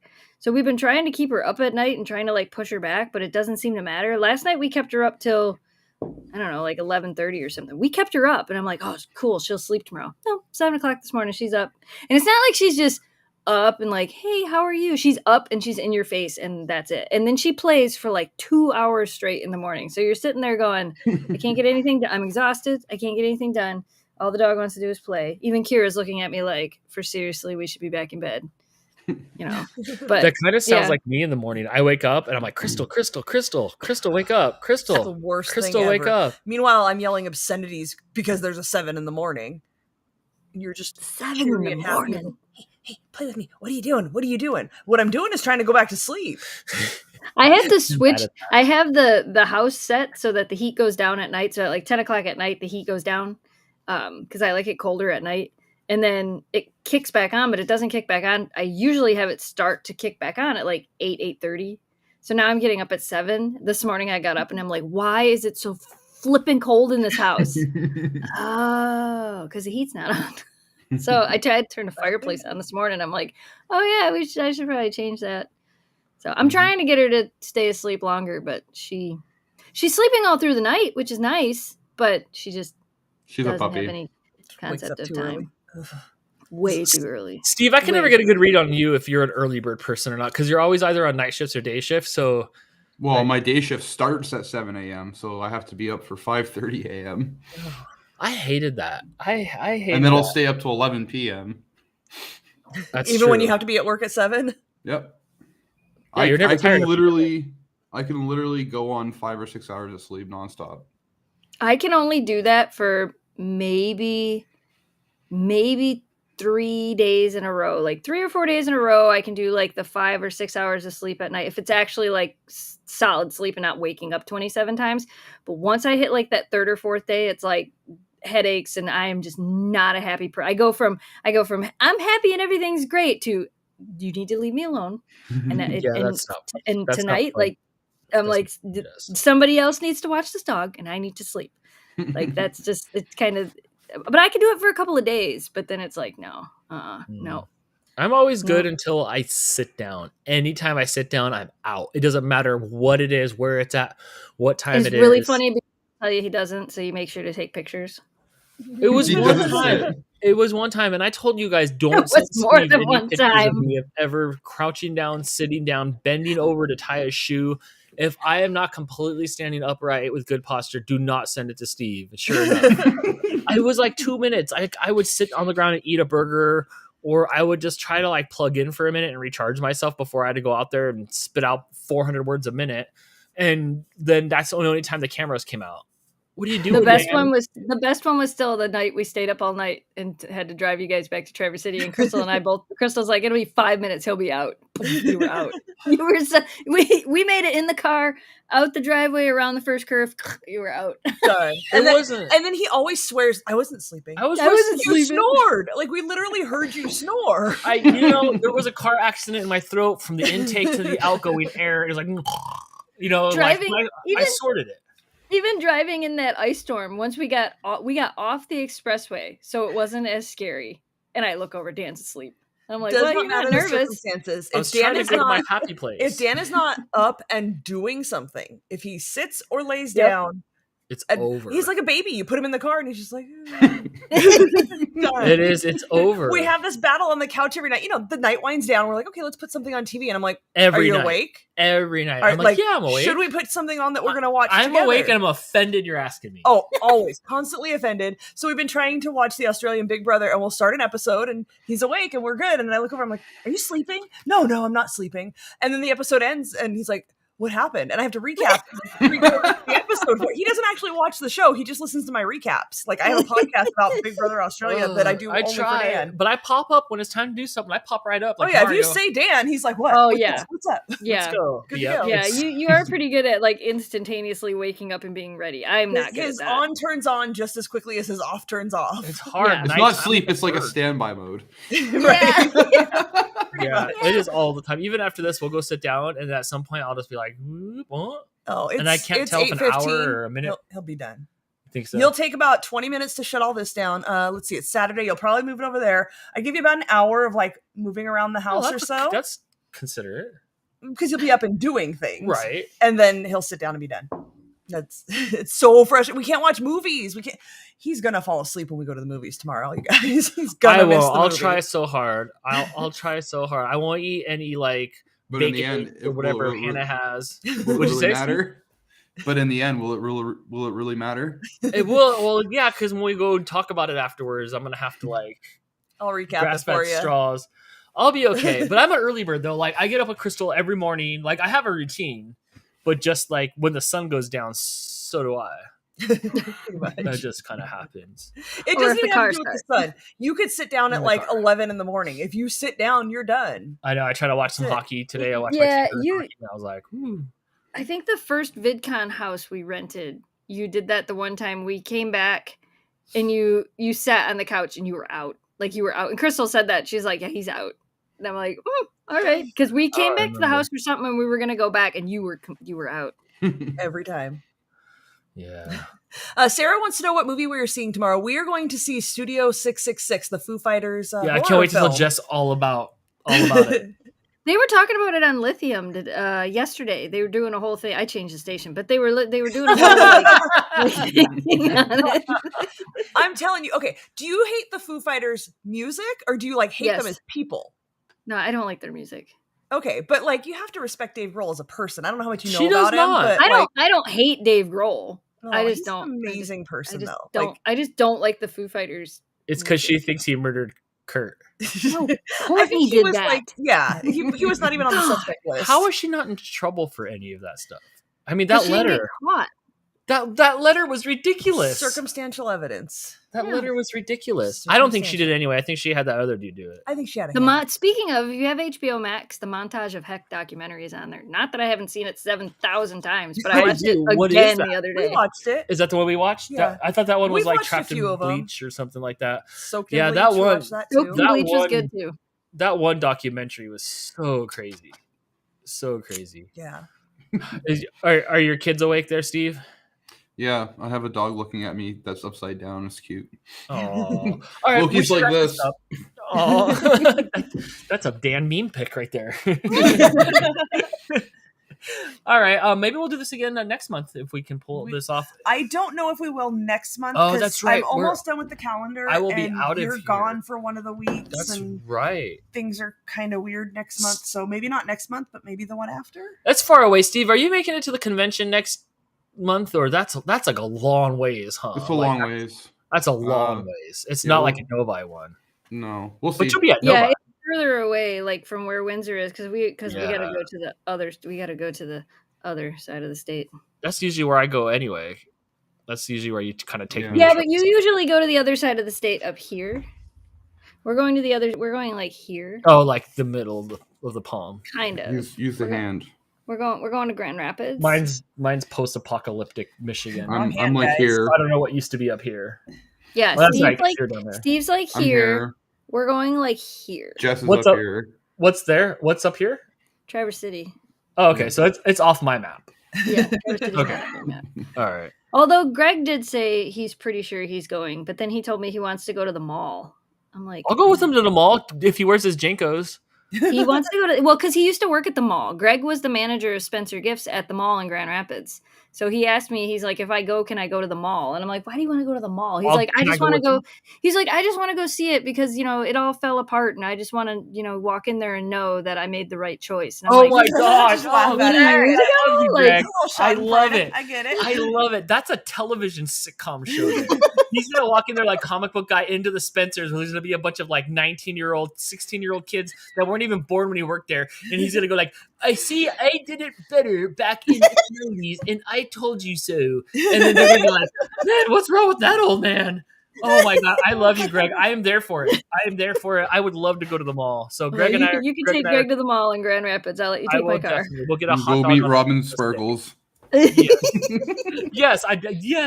Maybe Greg will take you to Purple East. I don't even know if Purple East is still down there. What was Purple East? It was a head shop down there. It was actually one of like the biggest head shops in like the state. Everybody knew what it was or where it was. Some hemp rope. Yeah. Dan, are you going to West Michigan Pet Expo? Yes, I will definitely be there and be square. Oh my gosh, there's still over 100 people here. Thank you so much for watching. This was a lot of fun. It was. Yes, this will definitely not be the last time we do this, but it probably won't be till April. Maybe we can try to schedule it early April. Maybe. Since I haven't done April's calendar yet. I don't know. But probably not next month. That seems like far away. Crystal says there's 5 weeks in April. One of the weeks we're going to go do something. Yes. We should go to Magic Mountain. One of the weeks is my birthday. That's right. The second week, right? The first week. The first week. Oh, damn. I guess. I knew it was I knew it was early on. I knew it was close to Memphis's birthday because you just mentioned it. What day is your birthday? The 5th. Nice. It's literally the day after Memphis's birthday. Yep. Right. That'll be good. Memphis is going to be a lot younger, though. Shut up. But not in dog years. Yeah. I know, right? True. Well, Maybe 9. Hey, Steve, Holly wants to know, can we see Loki? Oh, yeah, okay. Loki, come here. I asked him earlier. I was like, is that beef jerky? Come here. They're like, ooh, free snacks. Jump up. Come on. Jump up, Loki. Loki, jump up. Good boy. Can you see him? You got to put that on this. Come here. Come here. Nope. There, that's better. Him. That's Sasha, though. Here, come here. Can you see him? That's a huge snack. Our cats would die. He's like, give me the snack. I did the work. Give it to me. There. Give me the snack. Gosh, I worked so hard for that. Good boy. There's Loki. Thanks. Lily CK says there's expansion packs for $1 million bet, so we should look into that. Okay, so maybe yes, right. We still have a bunch of them, but these are kind of tame. Yes.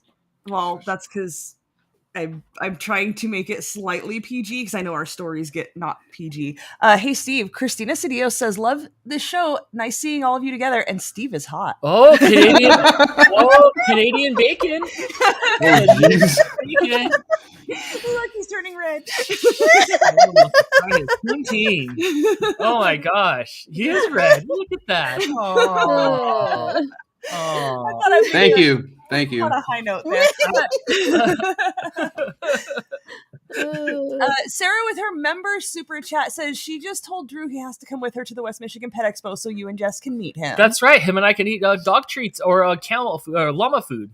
That's right. And why would you, Drew? Why would you want to go? This is the report Sarah had. I went and met these people that I saw online. They were cool and all, but the one guy wouldn't stop eating the animal food. And he's like, I'm in. I am in. When you're married, you can get your significant other to do anything. They kind of don't have a choice. Okay. Like, hey, we're doing this. Fair enough. All right. Okay. Wait, go ahead. No, please go. A couple people were just asking about the muzzle on Sasha. She wears the muzzle sometimes because like right now I'm live streaming and there's 3 dogs, so I just want to be safe. She can go from 0 to 100 in like 0.3 seconds, so just to keep everyone safe. When you can't get to her quick enough, that's a safer option. I need one for Topo. Rescue dogs. Yeah, she's trained with the muzzle, so she's fine with it. I need one for Topo. It's now the Canadian Bachelor. It could be. Here's the thing, though, Tristan. I just watched the Tinder Swindler, so I can't do any swiping any ways at all. I am glad that I don't have to like do that. Also, don't be stupid. If you watch the Tinder Swindler, don't be stupid. Yes. Billionaires aren't on Tinder. I'm sorry that happened to you, but you kind of made it happen to yourself. You kind of brought this all on yourself. Yes. Yeah, you'll have to check it out. All right. Is that it? Should we wrap it up? That's I guess it. I can never feel it out, right? So I think it's kind of late for everybody else. Fine. So. All right. I know you would just be here forever. I would be here forever. I could live stream till forever. Hey, Steve. Brittany agrees that you're hot. Oh, dang! That's cute. Oh, the boot face is coming. Here it is. Thank you. Okay, so maybe next month instead of $1 million, but we will do the Canadian Bachelor. Oh my gosh! What would he have instead of a rose? One fried with poutine on top.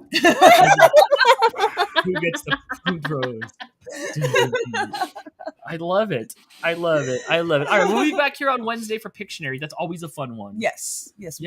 That's as far as we can commit to right now, but the calendar is in the works and will be out no later than Monday night. Yes, and that's it for February. We made it through another month of live streaming. Yeah, thanks for being here. Mooch, carry on. Yes, mooch everybody. Thank you all for showing up for this month's batch of shows, and we'll be doing it again next month. Yep. Have a good night, everybody. I don't have an outro screen I do have an outro screen for you. Watch this. Oh yes, make sure you follow Steve at Loki the Siberian and Jess at Gone to the Snow Dog. At this point, everybody knows. Everybody knows where I'm at. Everybody knows all of us. It's true. How red can we turn Steve's face? That red. Right there. Yeah. All right. Melissa says it's the other way around, Dan. Who's poutine does Steve pick? Not until he tries them all. Look what we've done here. Look at. There it is. It can't get any redder. It can't get any redder than this. All right. On that, look, it is red. On that note, good night, everybody. Okay. Bye.